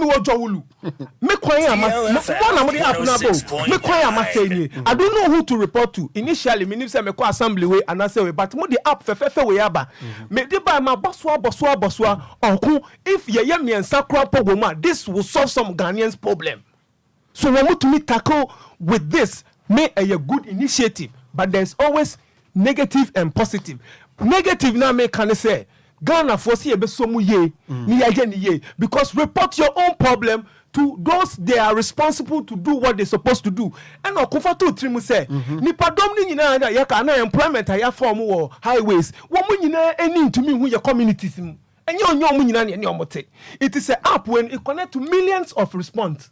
Nana 28th of December. No, was it December? 28th of August 2020. Say me of adontin 8 year obekai. Niye wo fida dem. Ana me ankasa manim ablekuma poko ase highway. Traffic light akesi ye boso be 9 no. Car go di bom say bra. Me try video. Me dey my road safety in the studios. Me am side the office the command one. At the same time, yenya engineer Dontin in the studios. I'll catch that and say, one of the code be about 194. So fra report every situation on roads to road safety. Mpacho ya pona so wo fuela. Ma yanko ablekuma highways, ablekuma pokuasi highways. The same traffic light is still hanging. Mr. Mama Nunsi. Okay, no face. Yes, I'm a person Manusi say. Say o condemn app na ebeye me ya. But o ka say app no one mo de be asem ni be di dwuma no. That is why I said there is a negative and a positive. Let's take the negative aspect for the fact say we are all a border road. Yen nyina ye ko border road concerning our roads. And the platform abeto was say can one send to platform so. Now, what we supposed to target is how they respond to we. And then where we should look up to. And only the sector we should watch. I mean, I say the more but maybe there's so many ways, sir. And now other places are we taking these people on. They didn't even respond to it. That is what I understand you. And any negative aspect, you know, it's a highway for the apps where Basi and communicating through where we can report our problems, and you're bad. But you know, when they say Sanka, you report here, and they will solve the immediate problem. It will make the app successful. But see, a very report, now I feel resolve the problem for us, and that is where the problem is. But to get this app, it is very good because when we have the app, that is the only way we can communicate with them. Okay. Nana, my member question when ABI in the next 2 minutes in Udisia chairman Pedun Swaba. Nana, I'm saying that the minimum ya interject here on San necessary common. Yes. Nana, Nancy, as I'm so watching, Rose Minister call motorway. And Tiano just a shama for any time of whoopie. Ebe video motorway no e the to app no so ansana asanso bo ache hunu se motorway asa o kan say ya o kan say ya na o ye butu ade de ni sa me pawacho ene dan no mame dan ma so we CG app no we no ko offer ko eji se mo ko report me obi me new so ECG app no krada then you should try use the app baby you should try use that. It's very good. It's very good. So Nana, I'm for the toilet. Now, mommy can't be being sure. Meaning, baby, I will casafa. Okay. Up now, omode ban. Fine. See, you somu as a Ghanaian. DLFM. It's very good. It's in America. Very good. See, you somu now a buying for crab no but waswa. It will be very good. But me say Ghana for move and go see baby. But what's your initiative now? That is why I want to take you. A junior teaching you perfect. But send a Ghana for them executing them. That is where the problem is. And exactly where I'm talking of. From the side of Ampedu baby or free bay. Well be obeshare problems baby or road no so. See, if he can video a bit and send to the app, if the app will respond that and can as a Ghanaian, that is nothing wrong with it. Say, me so also accommodate me say, oh yeah, the power side no. When will be no video. And no crab ma wo crowd to me nya wo kasa no edu echi say na mo say mo the app aba. Na say am ko problem wo ha. Me ama ye video okun. Me ye video me dey atom app no so. My report am mo. My chance me per respond. Be see na crowd. That is where we can bash them. That is where we can you know descend on them. But omo the app nearby no. Ye man nembra. App because it's a way of communicating and telling the people say okay me kwanye na sisi a kwanye de bia ye twema say ye kan me kwanye nya radio so no mo freka o kwanye o frɛ radio obia no tie radio na ba bia o mte the same penfo nam ho assembly na me bisa wo say penfo no nam ho no Tio, there's a big mistake. Papa ya oti hey. Okay. Me nya sure say ne kwan da danso man. DLFM 106.9. So ye tumo DVL. Ne kwan da danso man na DVL ni bia ente danso man. E na me bi say ono oti hey say ne kwan da danso. Ne kwan da danso. So the fact say DVL ni bi te danso man no. Say me wo app. Na ana chama pedo na so what ka she bra. Tiemia say me wo app. Okusa me wo app no bi. Okay. Na say my report asema tum. Na say man we a responsibility. No until dance man no who app no so. He can confirm to dance man people say Charlie this is what I've seen in dance man. It's a way of communicating. And you be but say so mu ye ni aye ni no. That's what we have to look up to. Yes. Meda say Kennedy Nana Kwadwo Jamfi road safety advocate now what you try mo ma me hu ye hwam the whole of last week. Meda na say but Nana chairman Clement and producer chairman kwaba ya ni oko ya da say na Mira Richard Kwesi yi am so ha na chairman Padu be ko meeting no na ma chairman awie na fe ya ma Ira so ai na tell say the on the ball yes me kai say Ghana for nya dance here efiti last year ana National Security Ministry kroma no slogan near ne ye de paawo National Security Ministry na meka besi wasam so National Security Ministry so launch 999 see something say something code. That is the problem. Who bibi afre na me boa. That is the problem. When na make no. Nana wo mu adwimpo but the respond that's where the problem. Nana see something say something. Anyway, I am challenging the National Security Ministry. Nama challenging the Ghana Police Service. Me personal number submit me bottle na yanka me bottle but the Ghana Police Service you verify enwa me frɛ wonom 6 times obi amfa enwa me wo fie ana me nya message say filling station bi ewo Ablekuma side ho no is Ablekuma no Kumase Kote de Duakon around ho managers no send the message say I'm robbers pese o ma attack wonom enti omu communicate efre adwuma mu ha kwa no besi adwuma mu ha o say omu yesere omu afre police 191 obi amfa omu afre 18555 obi amfa enti ye media for no de we should try bia wo mbefa me say ya enwa me wo fie me me personal phone me frɛ 999 see something say something no me frɛ 8 times obi amfa police phone number no 191 me frɛ 5 obi amfa me frɛ 18555 yen chief streamer Kofi Taylor ofia bi wo frɛ on by 11 times obi amfa so chrome ha no ayete na nei I am not condemning the apple but eye nipa no a omode 191 by no anya dwuma they are the same people doing this. My answer of room. I'm trying to there is a negative asset and a positive. The positive is a good app, but the negative is how they respond to it. That's the way I'm talking about. Chairman Padu Akwaba. Yeah, ni oko.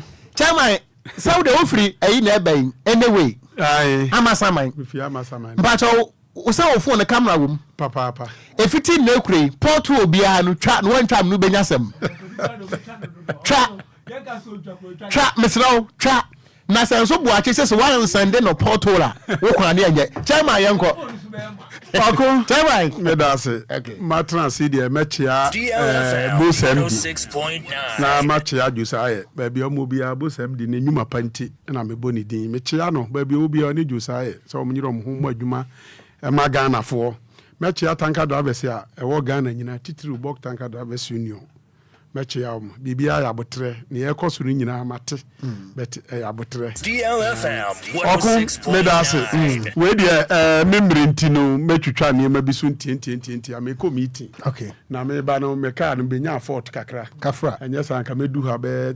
3:30 okay na afi na nyame ama me kwan sa memra na oko enkomo na modi ne ede se ye hu se omampani ade bulldozers, excavators, ne water tankers, ne niema bibiri, edi amama assemblies. So omo fanya adwuma sa ne amo kan. Etinu na omo de app bi abeto ho se wo area na se wo number bi na se wo hu sa niema bi ekoso a enkoyi a na wo de ato app ne so. Minia asempapa Ghana ne yewo. Ye de ne ebema Ghana ye. DLFM 106.9 What you say, Niabema Ghana ye, etina memeti hey.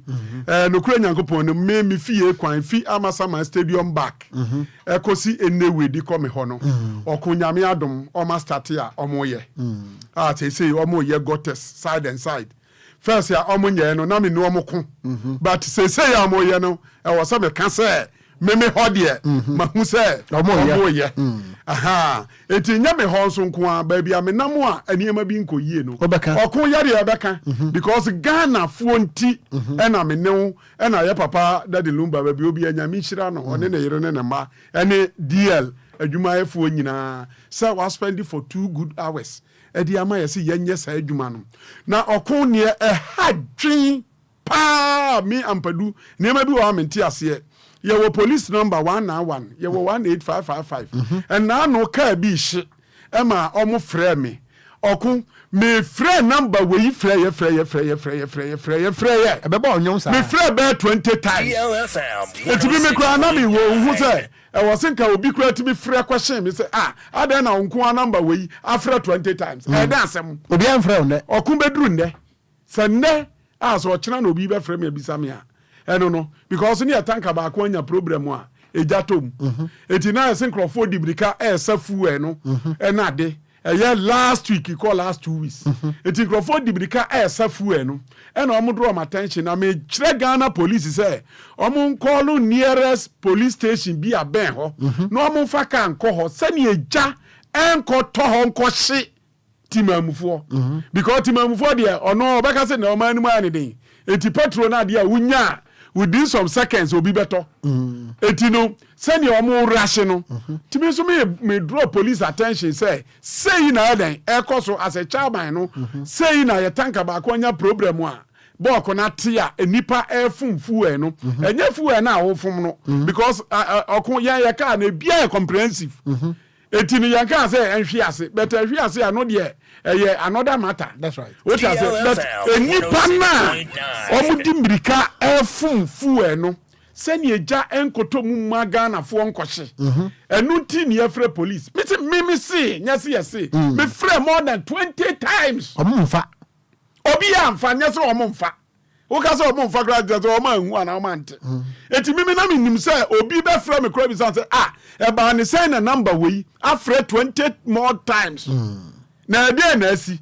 Okwo obi ya mfrɛ me e ko 2 weeks ni. Eti ne wo ka no moa enipa na omo behwa ma app na ya adwuma no e ho na wo problem wo but mimi de machines na aban de aba say yemfa ma ye kofi dede adwuma yemfa ma ye banka kwa upraso kwa sihu ene mikro mutwini ase obo nu mu kokko kwan no mani age ena ba bia mete soso no omo soso nsa aka omo de na mo make sure say e be ye adwuma mimi problem no say omu make it because yen nam menu ati ha mi free afi meeting pon a anadwi meko Kumase enti o chena behu mi Kumase Tuesday behu mi Kumase mesa ba back to Accra bia be Wednesday enti ye de ye nam ye behu no oko ho na report ama no accident ye si ani pe hye kra no wa anya obi obefa call na kwa de say ka cho say portu de da ho ase ne e fa ho nye ne because ya ka apedwa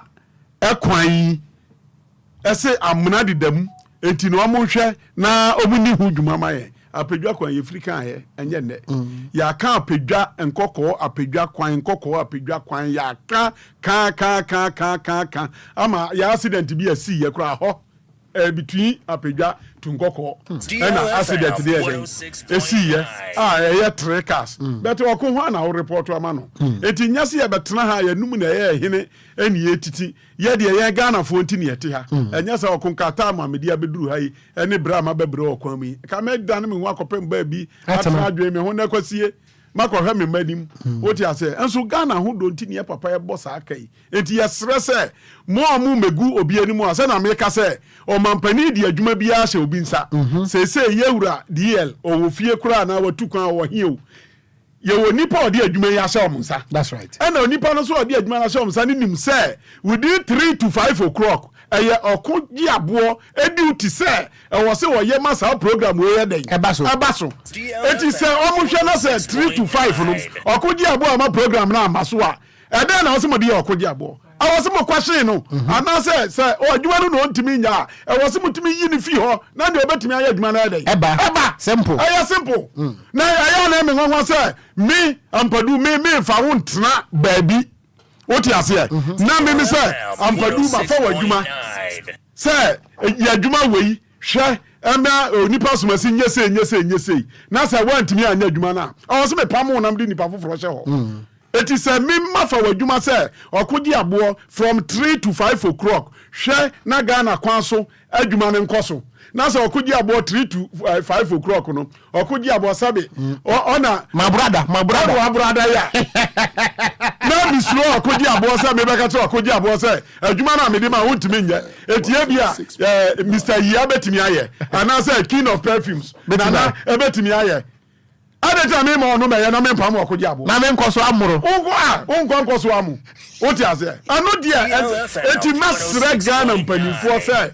me se me be ye Ghana mampani a na se me di adwuma ma wo Okogyeabour wantimi anya e wo se me pam na me di Mr. Yia be ye se Mr. Yia so di adwuma ma no wantimi anya e wo se me pam no na me di nana na jamfi so aba nana jamfi ama no pam no na do obi foforo aba ubenye obi obetimi adai aye adwuma ni ye ama Ghana fo ho ato because obi ba ni ye bo obi achi a wo ya aban no asampadu no wo na obi abeka na mpadu nya na adwuma ye na mpadu mewa no wo do Okogyeabour na abetra studio say 3 to 5 yes adwuma no edi so Okogyeabour nya adwuma ni ye adai na wo sa wo ye DLFM also pam no because untimi ntua beka abra me nya adwuma yes anu ni asem no yentimi ntua ka omre ko Okogyeabour brane beka news na Okogyeabour brada na news na twamu obi etie DL news na wante me segato na busome esu a Okogyeabour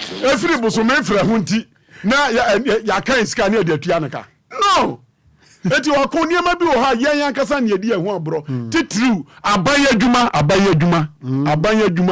oma ya ban adwuma na omo fa adwuma ni serious time open no de be ko adwuma 2 onimu se adwuma no oye wa anye akatua beba but say your private man adwuma na wo ya me make sure say time be na de ko adwuma time be na de start adwuma na boso me kra me check adwuma wa ye profit aba me di bi be fia what ya say eti oku saa ne ma no mpanimfo mfo mani nto ho na omo hwe oku we de me tie si nchen kakra kakra na nchen na me tie si no aye ye nuanu mu bi nyame abo mo mutimi toto cars so ato sprinter wato tro Toyota fish one no dey ama driver oku mesre so bia ne wo tro ade be ma driver oku de di kan either so betwa ne picture to ho driver no picture na car driver no picture okay 2 I was so je ne Ghana card photocopy eto ho was so gene driving license a photocopy at the DLFM 106.9. I don't America, sir. Say driver for now, Bunny B. A binum, Bonnie for now, woman. I imagine say, I'm over your car. No, I catch you say, obey now what she says. Now what you need bedrua.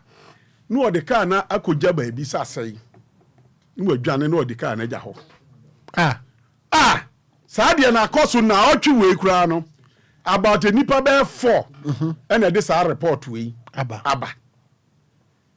mi akasa mi di akire ekofa aka baako efiri abrekuma kwan mu ho wo de ko Shell filling station bia ho na mi amekofa ade abesi amasaman 106.9 amaka ewura no o de car na ma driver no ba so obeye a week 6 and o de car na ma no Okun driver na koye adwuma na awotwe ama ade e beche wo se okoye 6 nti se na awotwe no aduru wo se okoye 6 no ofre ka ewura na ka kire ne se bibia ase wo car na ho enti fitani atu wo se obeje 200 Ghana cedi and also okay wo obeje 200 Ghana cedi dia a week ni calculate ye no obebre me be 2100 enti 2100 ne na se bibia sei na se wu yi 200 Ghana say na otwe no nim say oni kro obenya be 1700 and say 1005 okun afa di e friend driver ni phone fun e friend driver phone fun e wo mu na driver ne di number bi friend say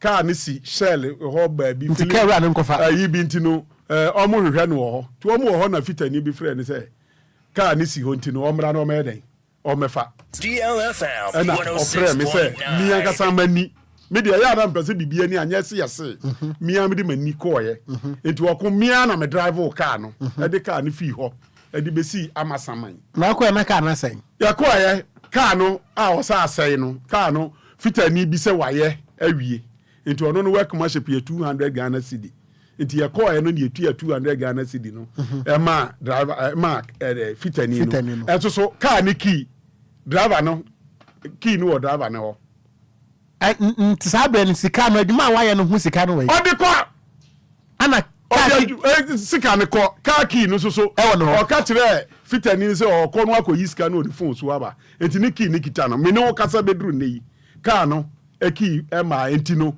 ya the spare key e me ko fa car no e di 106.9 enti se enu enti no sayade a o driver no picture o driver ne Ghana card o driver ne driving license ya obetimi dia ko police station obetimi dia ye bibi na so no oni driver no driver license or the barber kira no mani hu so a license driver etino eno aso a license driver hwe na license ni nguye no or the car na ma no hwe ni akosi eti ya de a ekoso na otwe nku ano abamani mu mpe nan ebi ya sprinter ebi ya Toyota Fish na de eti okun se wo the car ma driver masika ni nkodi na otwe woni ho yen ye kita trotro what you say 1987 na ye kita trotro mete Madina social welfare na me car dada nso mampo na se me sori anajo free ha kompo na se kofa car no e be ye adwuma Madina race Novotel na me pon wa makopa car no wo dan so mampo ase ansa mafoka abesi manantifi mpoase fo aba last stop abefo car abesi Kanesia na circle masafa Madina car meba bedu Madina na bana jure be 12 mbeda be ahomache be 2 na sa so 2 hours na meda opo ya ka ewura agini says eti se nanko awantimi anye says ya enne de no ka ewura no age ne car no ode amount enne driver ni ba o se ju ode car ne kokoda ne nchen na otwi says no ode be ba na otwi ni beduru a no jaka na si baby no diska na dwane sese sa na omoye sese o ya o se jo de ka ne koda o de ka ne kura koda no obi betimi aye de anajo mia me ka na esi mia me ka o so o ye adwuma ebo ayi a no wapon ebo enumere 7 na no wafro so wapon na afi metu kwan a onim se me kota male afi me bedu anajo bre be 12 o'clock a ka ni lodu la pass La pass. I'm say DLFM. Sata makola say da nya o car na eko no. Anam say o da bi o da van de on the 7 o'clock no so wapon. Ehwe ya car na lodu eko no. Ena me che car no wotesa no. mi ankasa saa ata mi eche car no eno ka tell so ye oniema bi e pese de kofa nti ofa me nkotesa no na me nkoje ade wo tesa no police station ho enti ma ne park ya ni mu ho say adwen bi ani netirim eno me de me bag si mu eye onim say ye kofa demo niema wa charge me come me man adu onim so na ye car onim se me na me ye car wura enti me mo che car me ka kire o mo say driver no onye ebone o mo lock driver no na mo mu yamfa ne tra kanta back na driver na kasa be de eba eti mbra ye na mbisa so kai mi obi ate se odie ya me de ma wa be sesisen eno so ehon na obeka no glass we kra anya ono ne ka na ne master ye adwuma fi anopa no opon anwumre be 6 no ono abeje no ono aye night ntade e twe a na ne master no enso abehe day na mbisa se wa ka ka na be so odi aye night be busu me be miensa na saa time no na me de car na ma driver no eti wo ho na me ma driver na kasa me ma mo lai eti we de o ma me ka cho so onye boni bia onim saka na media mo lokko no o ma ne trance na on frese anopa no obi si wa cross no eti wa me a cheka na ti no amra ti o ye so obi si wa cross no ti a cheka no enti bro se won tibini be no se ma che no fine ko no so won ye o se bra obedu ye pe na wo ho obedu ye pe ne so ka wura asi se ene ye che wo no ena driver ni we ni so onye o driver excuse am use eti wo wato car ne dia ma driver no na driver no so be week 6 ono ye adwuma day no dia ma obi aye night eti me calculate ya 3 months no se no abram ti se bia 2000 Ghana cedi a ono so night dia no anya 2000 Ghana cedi agu ni kuto ono me no ni chempe ono chempe car no 3 days na engine asai engine ni sai a wa san akọ bobisia asan dia be engine because you overwork okay eti se obi abeto car say driver say me ya week 6 mempene na madam for back wagei enso atoka 2022 and I say driver no say onu abe maintenance o be bibia am say wo atoka no driver no say o be maintenance o 2022 car or the akoma poku access class for atwitwa 2 years ni 106.9 the ofan pedu kanipa popular Ghanaians no ye hwebua ye yo 2022 usu ejuma o kra ejuma no so ba no mogu no usu ejuma o kra ejuma no ba no mogu no eti ka wura bia nti asem amekan ka oyi the 2021 ko 2022 and o de ma driver me ka tell you no every week no kra na o de ma driver no me de a week bia no sakwase da be yesesia e wo so drive car ne de ba na me hu car no ne fe say twitwi apempem the condition ti say uju sika na obema na kwa no amane ko o se o se ne yire kra ko kan o ne yire akasakasa car ni 2 years akodi driver ne ho no afi de okun se wu wura car ni mu a wo be wura car ne body mu atofom adai gia boss o change gia kro na yi car se azra say bia se o car ne ho body ni nyina tete ama car ene sprinter car ubeto de be 3 billion no car no wato ama scraps for 7,500 7,500 sprinter car me say ni yiri su ma se onu akasa na adwuma sei ene o se chairman wo kan yo enti se car bra bia ma na ni na ho enti se wo mfa driver ne ka che o se on fa ne Ghana card ma wo e ma onye photocopy on fa ne driving license ma onye photocopy na se on fa wo nko se wo be ma obi aka nana wo to trotro so be ma driver ni bia make sure say man nfa garanta mra garanta wo fie no wa ko ni fie no wa ka say Mr Ampadua na say Mr we me de me car driver is obeka me car me de car na ma no eti wo na so ya ne garanta wo fie ni eti wa nko bobra papa meba ho eti so ni papa ni pa no be guarantee because me di me fie e be guarantee wa adwuma ma wa nko bobra papa na me nim wa me guarantee ma that's right eti do bia make sure say enne nipa bonifo nti wo de car be ma obi a okay manenya because obi so car di su gia yakoja si suadro no ma hu say rani akura bi ase na obi ekire no ma kofa eso car no won kra okun mechia Ghana fo nyina we de ekire eya modia yeda se chairman Clement Ampadu ede na no asi na studio line no nipa bebree afra me say omo pe studio line ya ogbo ni tem dodo ye tu na ko na ya anya boso be frem enya we normal ko fatu dwa Mr Evans tie na TV3 so odavu oye onu so tie omo se line ogbo ni tem dodo Mr Evans ne omo wa line so omo tie se me tu amen frem okay enti body baako ma no omo Toronto na men ka obi bia chairman Padu enti me pa numbers no elie we dey trot ho 0534 chairman Padu e be share next week mo 0534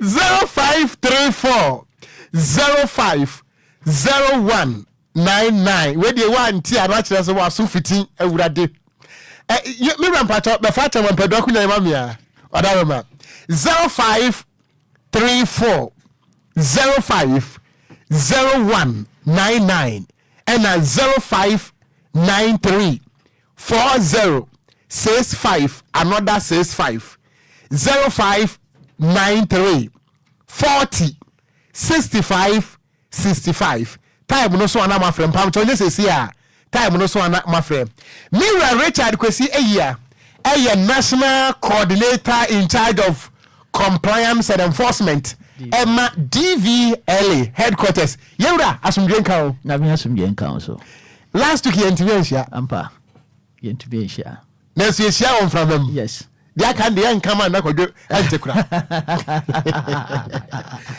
yewra minimum other steps are roads and highways ministry at the here minimum say oben run comment about it na fe yento aso. That's good. Yeah, the DVLA. But before I'm a customer, my person make I'm in penny for. That's right. DLFM 106.9. DVLA Chief Executive, Mr. Kwesi Ajimai Busia. Okay. Ada management in ya, and a staff will be our DVLA be Mr. Tufo PR. DVLA headquarters. DLFM 106.9. And Chama, what's up no? Yeah, the DVLA there. There because you cook Kwanso a driver for the Xiaom pa.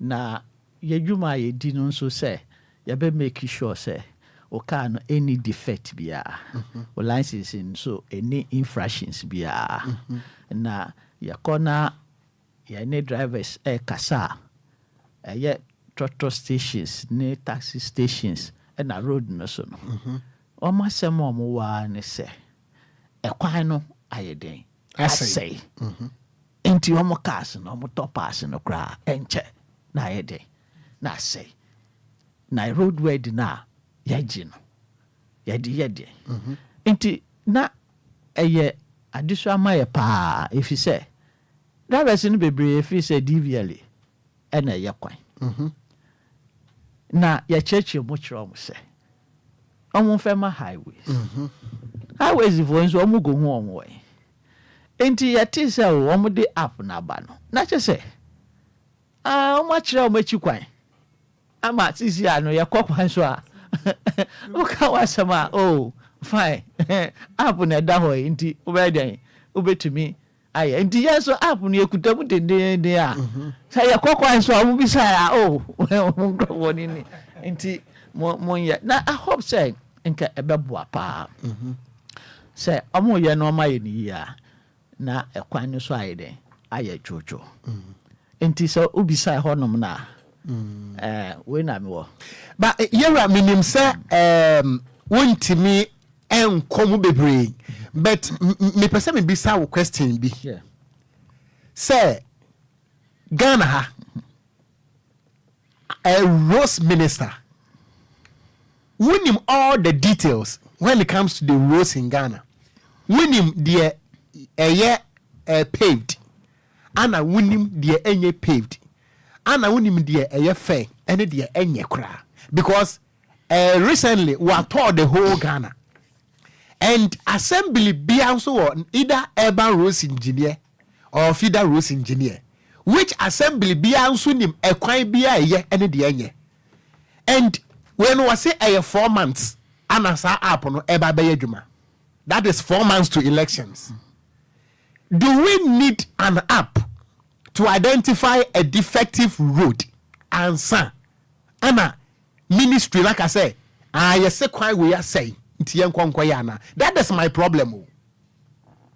Your chairman, I am say on your bonnet. DLFM But 106.9. Yeah, sure, same say yeah, overshare onipa no so baby original. May communication. Na communication a two-way. And yet one so obi can na san. That's right. So obi can also be my feedback. Enti waka. Also be akoji feedback. Enti wasam na woka no ono aka ne de. But so beti ase yie no. E wo so wo gojina ni show mu so hwe. Onim se baby ameti. Eniama ewo UPCH wa ha nim sei. Metumi abobɔ ni a akyerɛw. Also baby a wote no. Sa wo bobɔ a, wobɛbobɔ different thing. Akyerɛ me. Ɛno nkyerɛ sɛ ni a wo hu wɔ hɔ nom no. Ni na America no ɛnyɛ. If you say me gyina ha no, ni a me hu wɔ ha no. A different thing na wo nso yɛ den. Wo gyina wo hu. Nti sɛ ebetumi ate asɛm na si ya. I just say exchange. Wo ba ha. Na me so me kɔ hɔ. Na me kɔtena wo hɔ a. Ni aso so. Na me so ni me hu no. Na wo so betra ha dan wo so be hu no. Na ye ni aye pos. Oh, ampa ni na wo ka no. Sa wo ye no kre. Me so na maka say oh. Na ye hu kwan a ye be den. Ye be fa so. But ontumi ntra baby a wo te na no. Na wo chichira wo kase ni ameme ka no. Nim yeah, MCC system bebem. But say in basic terms, you know, what do you imply in this communication? See me, I mean imply ni say, so I can up. Ye nim into a waka up. Say ke bia mo wo ho no journalist mo wo ho. E na mo bisa question. I mean, say nka wo ho bia nka wo be bisa. Me dey you frame you. Oh no, but yanka in general. Yes. Ha. Nka wo bisa question. Yes. Na no so I den ehia no. Na nka aye kama. But the san say eye one way ninti no. Obia wo ho kwan say obetumi aka na eye den eha no. Okay. But actually send an aka no. App no. But me say no. Compliance and enforcement. Yeah, DVLA activities are you perform no. Complain a ye nya no. We ne buy no. Okay. Ye juma yes so ati. And yes sir, my next question no a general question I think say ye be hu how ye be mo asem no ye to hofo. Ye report wa minim say last 2 weeks me dey to wanim some amount of 1,237 enipa omawu apem ahenu ne aduasanson within the space of 6 months. They say 6 months na kan ye twa mu 2 ye wo 4 wo yanim. As oman no ye wo hope say de atwa mu kro no ye betimi unlimited the number no so ana and then na kire na what are we doing as a nation nipa ewe yo chairman medashi bebre DLFM 106.9 say yaka road safety ho asema road crashes in Ghana road safety for abeka near ekoso na se mesha asia so obano road safety ma be kura makoso no metumi aka ho asem kakra Britain US and Israel. Okay. Mi ankasa me di menu ago. Se ye kase ye di ye Ghana ye road safety to sa countries ya mabobo ya. Am say ene na ye ndu baby ya. Ye ndu baby ya. Ene ye ndu baby ya. But say ba Africa dia. Ene Ghana de e bon ho modern.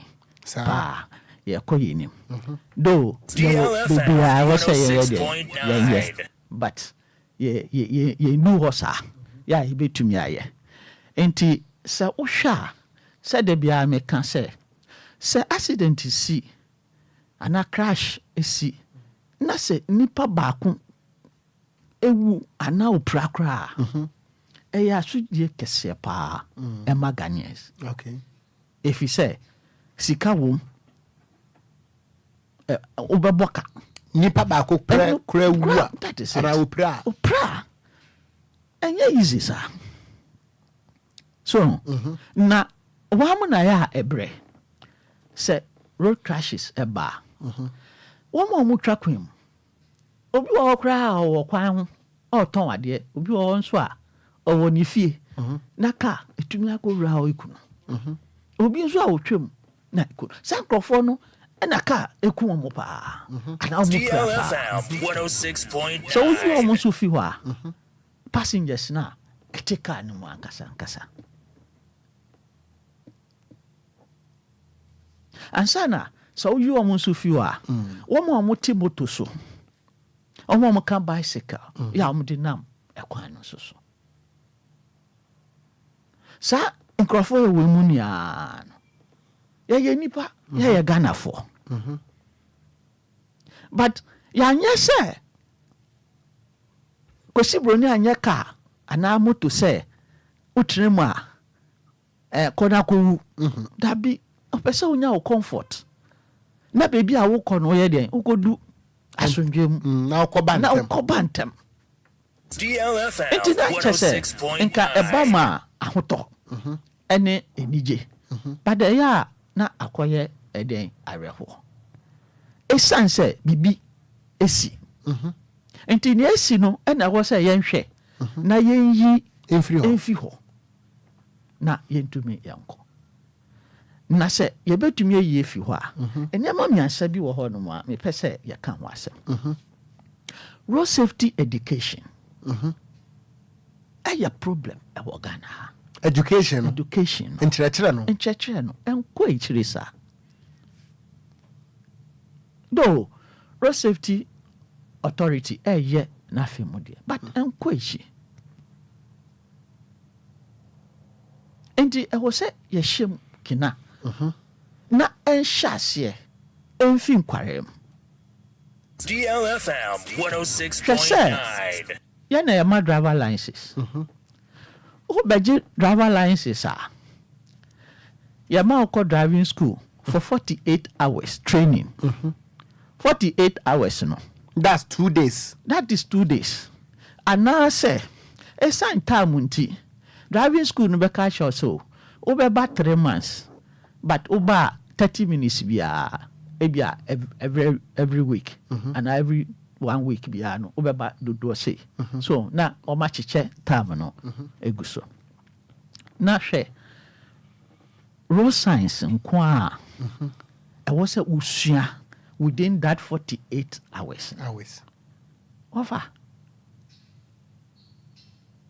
no I just saw you mpo DLFM and road science no a practical thing yeah was say and what wadwim mu was so di unyi no na wo de ka unyi that's right now I be a part of you that is it okay now I embedded in you I be a part of you now your mouth 48 hours pay surface road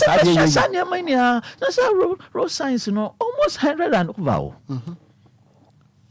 now we see that untimi is okodi aduro and me say na me ye examiner no obwa waben asana we nya driver license enti education no sa road science ni sa na ma we aden na ye mfa nhye ya curriculum nanka kra no o school mo here dey train check kakra that's right DLFM 106.9 oh an advantage points bi wo hono Israel me say akwara kete onim so twa kwan mu a e wo say on twa kwan mu wo pedestrian crossing on twam wo baby ada just a pedestrian crossing the FN zebra crossing wa on mine nso I make sure say pedestrian crossing ni ye adwuma e wo kwan no so na ya ko supermarket ni mu a wo baby I cross akọ another shop no ya pedestrian crossing ho ana driver bi ba yanso ya be cross o ana yen ya de figana iti amane kwan say oh be sin nakọ na ye ukọ a na ye kọ o si da bi da ye ntwemu ansa na onu akọ ampa ogira ho e ma ye twemu ansa na oyede o tiasie bu nipa no that is tiasie adenase DLFM 106.9. Into road safety no I was say enko education no enko ufi hwa e compliance and enforcement and e wo compliance ni chese me hwe ma ade ni nsei mema wa ya de papa no that's right ansana wa kwa akonya sa akonhia mema wonya sa akonhia ba mema wa ya ade papa nti enforcement no say me shock kete ama wa ye and also ehu hia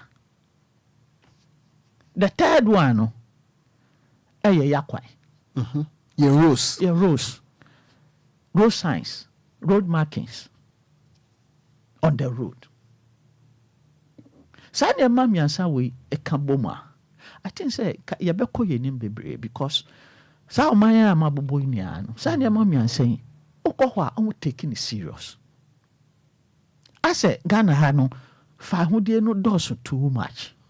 See you're gaining independence into more than independence. Bia bia found me call London. Ade a me kusua na ade a me hu ye no. Ana me de two din say e honom no so obenya wa hoto freedom a agi so tuaka wan tuaka unya adentia me koye omo motorway ya 100 na onipa ode me ko no DLFM 106.9. Ena mbisa nse na den akwan da ho kakra yi na wato bo asia na wokose ose wofa hwe bibi enti akwan ni so a obi di mrika hwum na watwam ose wo hu akwa wo a watwam wakọ speed more than that obedu fie no na ni sika da ho a me build that is it enti say £100 otua ya na wo we ordinary person na say akwan motorway wa cross £100 traffic light watchim red £100 pedestrian crossing watchim na say a day no £400 and na ukotua ma abanya na wakasa wo ye adwuma ahe na etua wo DLFM. So if you don't have the money, won't me enjoy your freedom? No.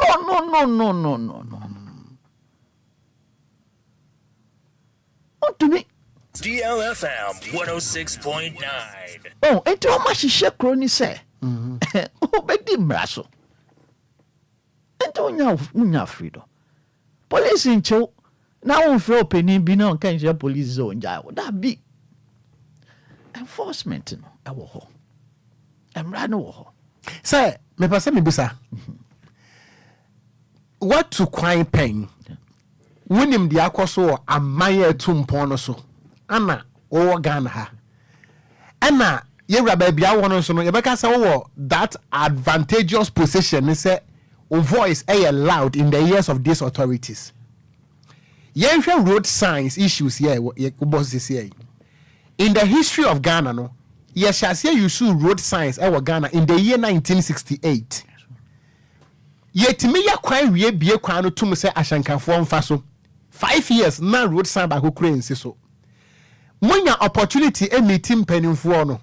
Etimi propose way ana say you don't have that opportunity to do so. Chama me dashi bebre.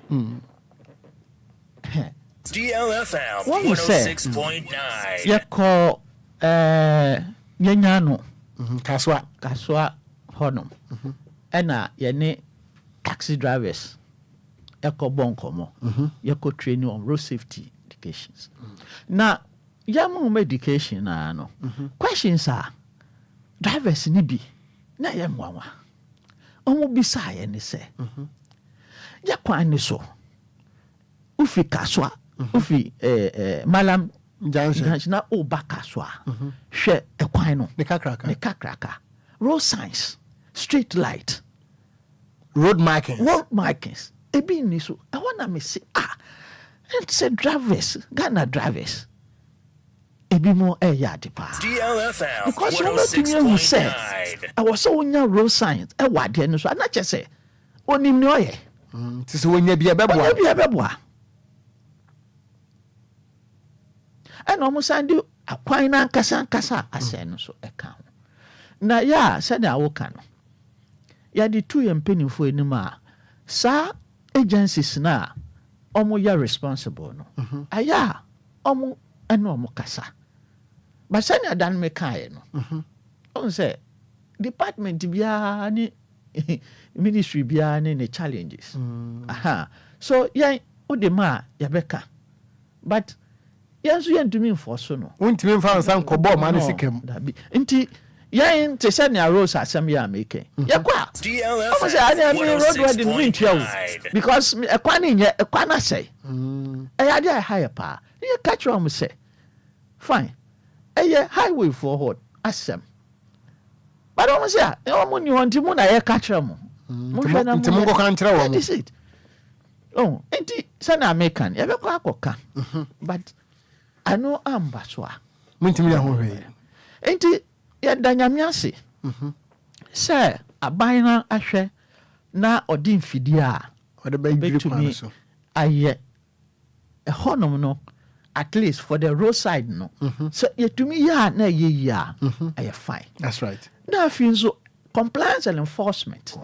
And any road safety education also. Any resources ɛna ɛden ɛkɔ. And so those resources nso yetumi de ma na saa miansa nso tumi ye adwuma a ɛka road ne ho a na kyɛ sɛ ya koye ni ma no a okay accident ɛbɛden ɛbɛte na yɛn compliance and enforcement your activities are your bar rules your data ɛkyerɛ sɛ ya boa pa ama road safety and road accident ɛsoate Yaboa pa. Intimidasi. Nenso medasi Yera Richard Kwesi eya National Coordinator Compliance and Enforcement. Emma DVLA enchana mbebi ahoma na Ghana ni. Wonso wabemu ebi nana Okogyeabour anana odaroma. Figure ya mede etu hwe. Okay. Inti last week no. Me no man out the two ho no. Yen share but amount for free college frame. And the mesa ma dia to bi. And omoka nia ejaka ye no. No mess no obobon intentam ti. Ebi mu se omonte. Studio line no. Okuya rapper. Nti ya nya abotre ema mo na ometumi ate. No that's right. No that's pa. Enti nana. Within the space of 6 months. 1,237 human beings died in road accident. Nana said, "Ma, to say 7 minutes here. You want it? That's what am I going forward?" Oku. Yasem. DLFM. Yasem. One. Indiscipline. Debi ano yekano eka ho. Eno ne di kan. 2. Your road nankasa no amwa road nankasa enye 3 signs road signs no road signs the only road sign I think say ubehu ramp speed ramp eno de ubehu eno de wona ma bon se speed ramp bi wo wenim na wa ko se guruguru no atwem wan hwe ne ekura bon se broro abi so de ade akata so loto kios bi akata ni mu asa that is the odie fa N1 uyembe hyewa kosi okon owuo ne de ye be koso until say that is where I want we to hit to impemfo ne betie de ye ka no And it's not about app. Tio. And yes, app. I support the app 100% too. 100%. But it's not about app. Because the app there, acquire BB we create here to home. DLFM. So even when you create the app, you use app no. Na app no one man for swa. What the essence in with the app? The app need to be active. After we report, somebody have to respond to the app. And then who here you can say 1, 2, 3, 7 year our boy. Enyamwa e nipa. Who are done and we di me no afofi. Go bia wo ye Ghana ni bia froshen. And ye ni 1960 and ya nanti kwayim. And no kurano na bicycle. Four Ties was there to help all of us. And the Bruni can say a fidie na to just help us to do things quick and fast. And the although there were the amount, the on year the amount was signed the emra. Aka say fidie no anke was a beboa a bon ho ban. Some running in no. Yes, he and Fanka. DLFM 106.9. Some running in yes, see a yaton chain. Yatoka, Nancy Yatoka. Ya register Adum, ya my number plate. No one see a TSC road. Near Cro. The rest is between we and God. Accident can happen to you or anyhow. At that particular time, you ask, what happened? Share. Last 3 weeks, na me ba studio. Papa no come try ni way picture. But me san Coben or traffic lights na asmo catch me say ya me ya. So free dan someone join M1 now. Ya na wo mo call pass no do yi traffic light. I watch traffic light na sia. E cha omutumi mane e fa so mo connection no. No ma koye U10. Asabetiesi na easy. Na nti wa dodge traffic light na wa join. Na it's not bad. Enya bad. Hwe me so me free connection ameba. Na ka papa no nko nanim bia some meters. O free traffic light na say no o dream me kan dane no ho asabe semenim me ya na me chi break me be na so daddy. Na say na wo technical yi me bawa o say nka wo so how many minutes na o say wo de twen. Na me say make it a machine. You are asking me a minute. DLFM 106.9. Are you thinking for me? An elderly father like you saying, "Say, one now U10. What about police crime? If the police are working, they should arrest you. If the police are working, someone is serious because the police for no. But if the police are serious working, so send your U10. You can equally go and turn peacefully. But also so about not traffic line na something. You are turning quick. Trust me not say a big tracker. What jam also because or trains a few minutes. How can I turn for you? Or how can I wait for you? It's not possible. You don't think for me. But drivers they want you to think for them. I'm telling you, say if you're not driving, you wouldn't know how come these accidents happen. It happened by say Obia or Nam Kwai Subiano want you to think for them. And trust me, Okon, 4 lanes, says 5 lanes, and 1. There is no guide. There is nothing like a guide that guiding me, you, there be. Lanes ni na paper. Iti lanes na paper no yenye tigum na sa traffic light ni so. Na wonye intelligent trotro ba na weba na de ye wo mu ni say baby aba stop san wo no. Wanye lucky trotro for no be bang. Anu pe aba traffic bus stop no yatwi wan ko betimi akonenim akogina no because of passenger be free anu ho bantino no ma ba peso ho kakra. I'm telling you, so you will see a policeman sitting on the motor watching them because of say he's fed up, and you shouldn't be fed up. That is your job. Say traffic ni nya so no wan hwe ni ye obi be jam. So you always think straight for yourself. Either say you drive calmly, say ube guide wa chen to say you get to your destination. Accident here is common. And being common, no, one, your road signs are apply on the roads. 2, indiscipline with Ghanaian drivers. Say I dream say me car contempt me ko because of course speed crana limit a channel. Policeman on no time. Na watching me crash me tia. That is enough. There's a difference. So, Senko Otia and Ekesia. One was about UK there, and he's mentioned some pounds. Inti Yaju Jimiemu, near Jimiemu, by some 3 times. You won't consider a reason. Now, where the police agent me or parking me or say so, say now, yeah, I mean, he's bargaining with you. When you cast if I have 20 city, Bachamo or 20 cities, then I give you the 20 city and walk away. What I say, Bimukraji Mumbo. Oh, exactly. What I say. Now we're moving on. So consideration as usual. It's accident there. See these numbers and sometimes say a better form. Young vampires, it shouldn't be so. It shouldn't be so. But say one who crashing, one year discipline a bit. I'm telling you, sir, we'll continue rising up. And media ya no ko blame me.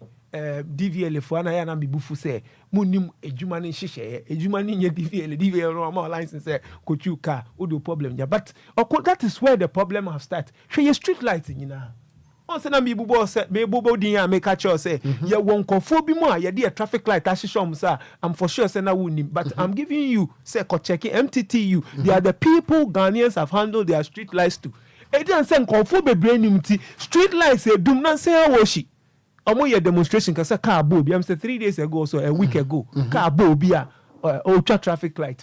Just because they don't know who to report to. Say, when the shelling sir, and I say wine and yes, I did. It's an make us say up in the It is very good. Okay, very reporting and samato. But those who going to respond to it, empty and crown from Mumfa or Mumpo or Muyako. National emergency number cry.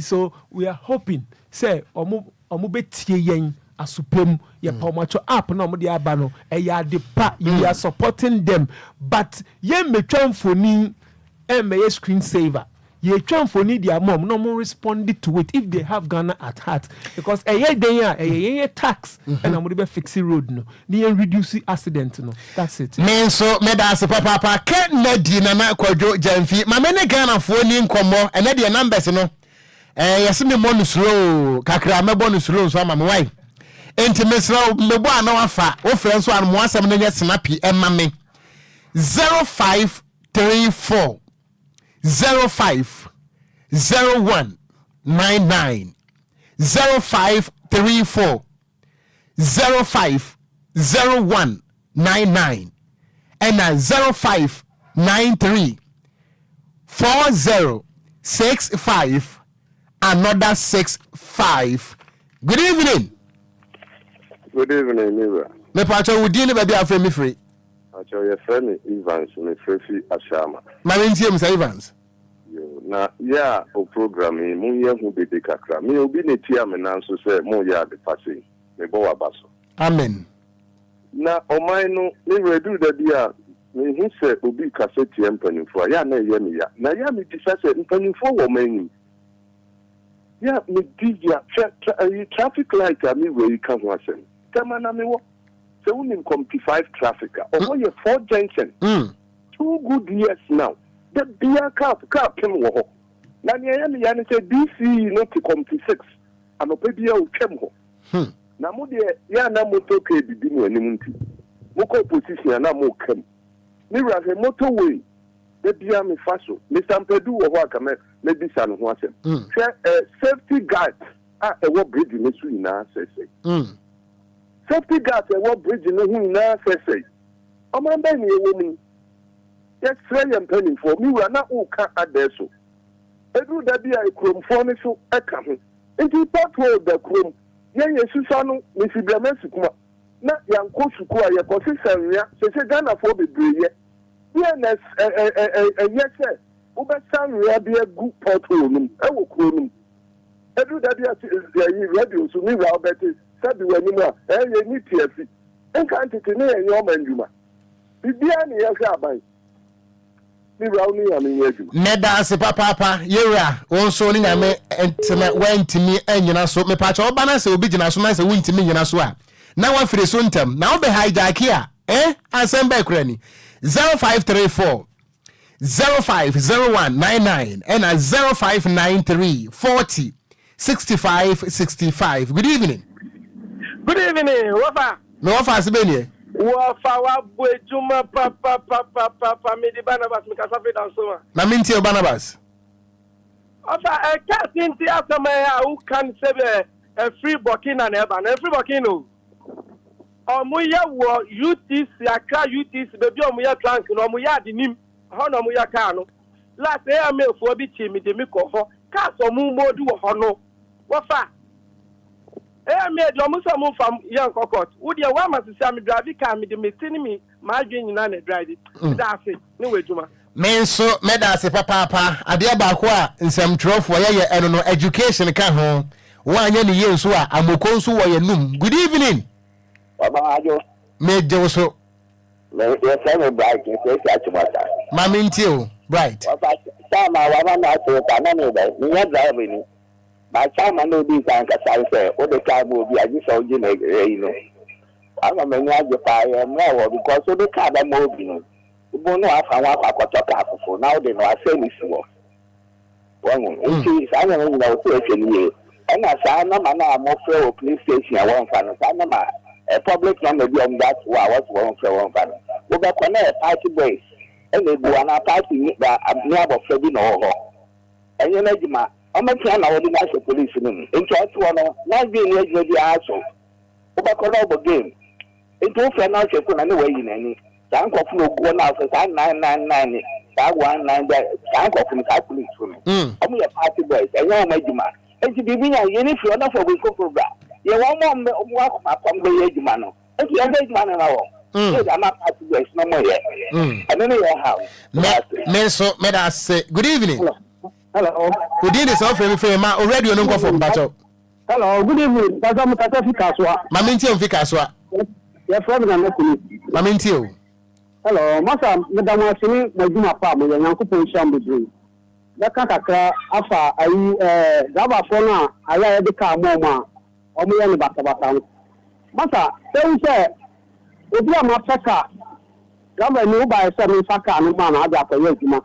Ne braba ko na me ne kwa asori tu asori mo na ode ne bra ne ba so driver no ti fi won na juma nye me ba ton ya no ma na ye snappy because your time nti okay nti ba sa na mi ka ko sian so ba di ka no okoye ne ba sa suozo e do de ka no ko ti ye a che se ma ni ba no so wa se ka no condemn nti adi bi akoso nti e be frese obi otoka bi o ma na ni na o se na papa ndi ka ka ye okay ana second in pacho road sign ni ayi na e koso Ghana ha no bitu kwa kakra ko Dubai na bia mi ko sian kakra no masa even say o koso kwa kwa so we say traffic light as na wa o koso a so we down we say traffic light aso am pan sign na we twem ana say we see na wo ko ana say we ye driver ni o kita account na be check on ma ayi sawu di speed sana papa na ka so ko nja na te ko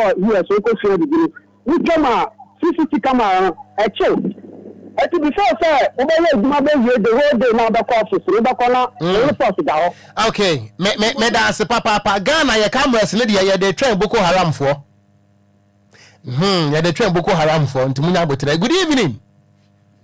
Yeah, good evening nana. Odi de self frame friend nana me di oti mi Facebook Maminti o oti acho nana ewo new code yesi ya employer who photos o Kwanso no na wa frɛ na waka ana se ube try picture na wa send no na oni papa ne count na se na oni wa achieve challenge no that introduction of code ni wa ina yempeni for be count be di wejuma even na se aka no IGP can so be any one so we use the middle of the road with the sari apart from bank any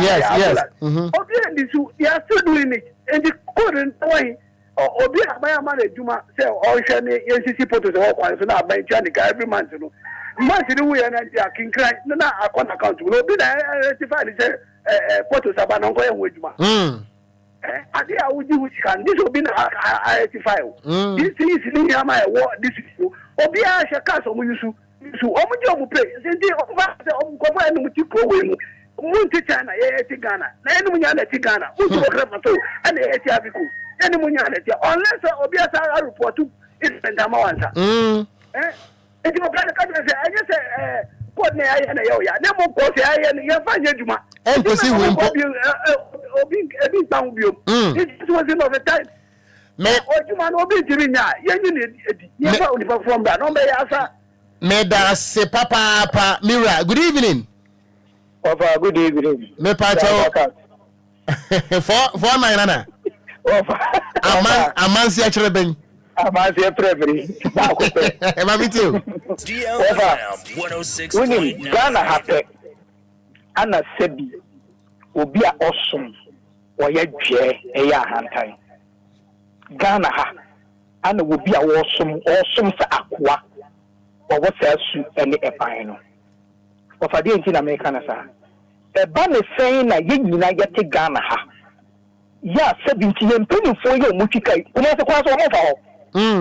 Moto we mo fa so afro wo mo nko sebi aka center mo fa wana asama o mo ma ha sebi asama ye MC ni fie kwa fa fa enya sem ketwa ye aye mimi na minsan kutwa ensan fantira hwan bio DLFM 106.9 enya bi asem she wo fa app na o mo di aba no o mo beto credit atọ ya na ana yeye ni esa fi kan ko to credit ni e fa ni wo mo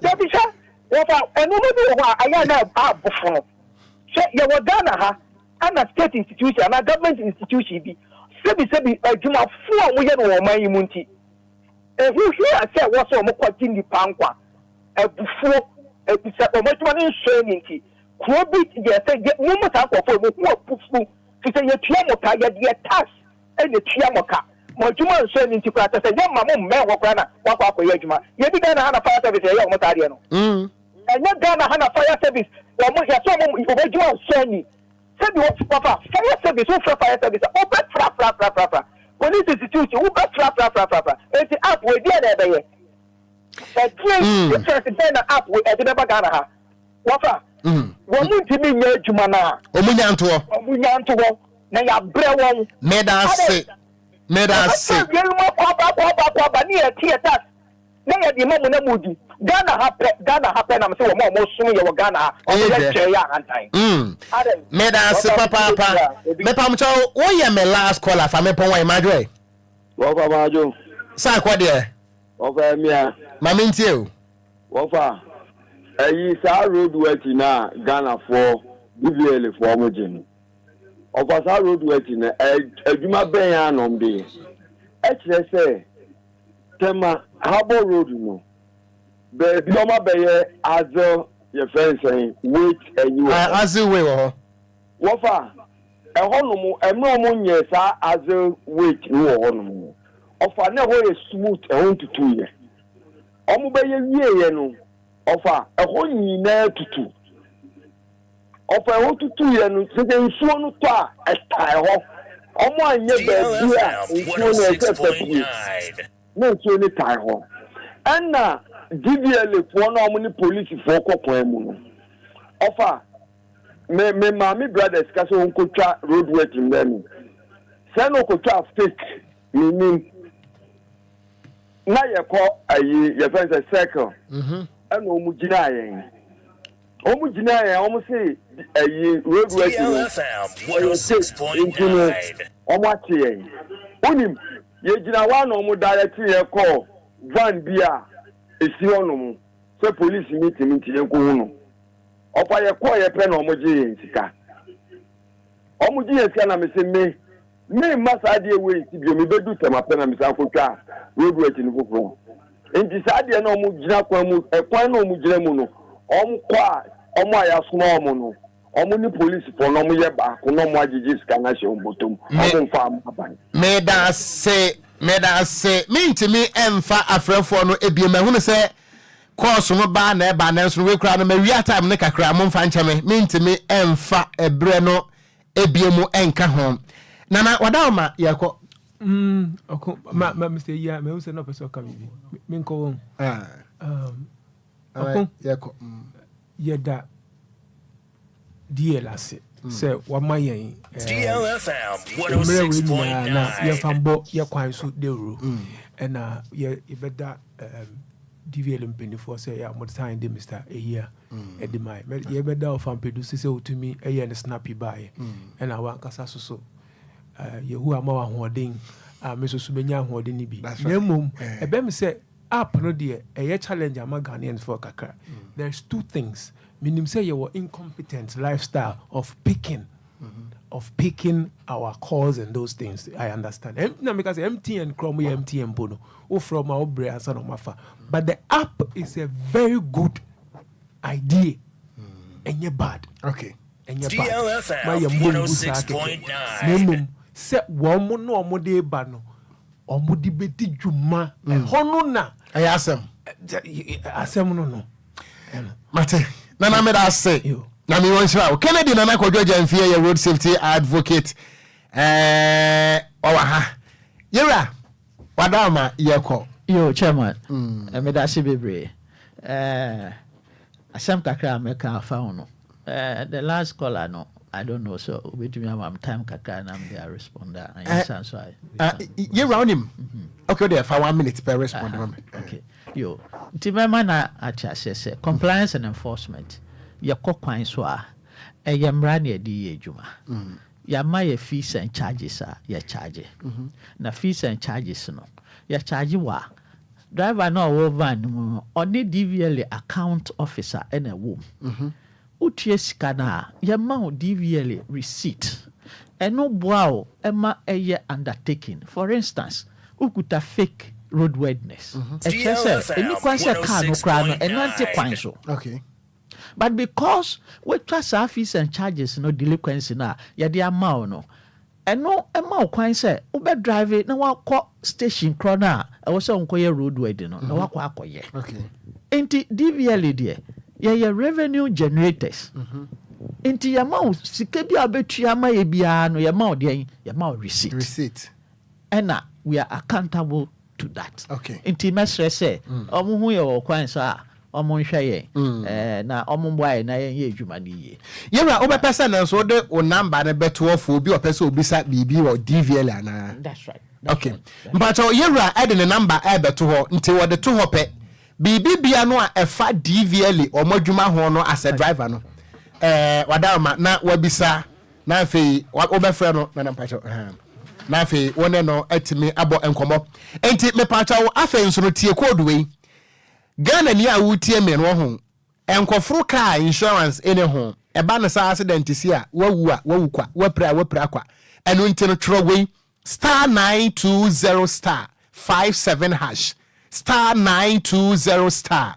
57 hash eno no wo dial sa number no a wo ba send no aka kire say enter the vehicle's registration number car no a wo kofro no bossa number no car number ni shem se car no insurance a wobehunu se any insurance a si form ya kan wie me pa cho yera Richard Kwesi eyia ne number enie wo pese ubusa ne bibia e fa DVL adwuma ho a ye ni time ntino ye ntimi e ma won no nkasa wo na mom off air de obenya brama 0203 0203 226 382 0203 226382 yera Richard Kwesi eya ne number eno no enti uhu se asore so a question bi apese obusa efa DVL ho no wo beyi wa no DJ Afiba ana ebo machire dom menso medi ede Okogyeabour Ocran ye besom Ghana so ma we ye ya MP bekọ abasumdwem kubewu abekọ abasumdwem president bekọ abasumdwem ye di wo ma we enkwa na ye gini yi a obi abekọ abasumdwem o accident eni mo bia makrao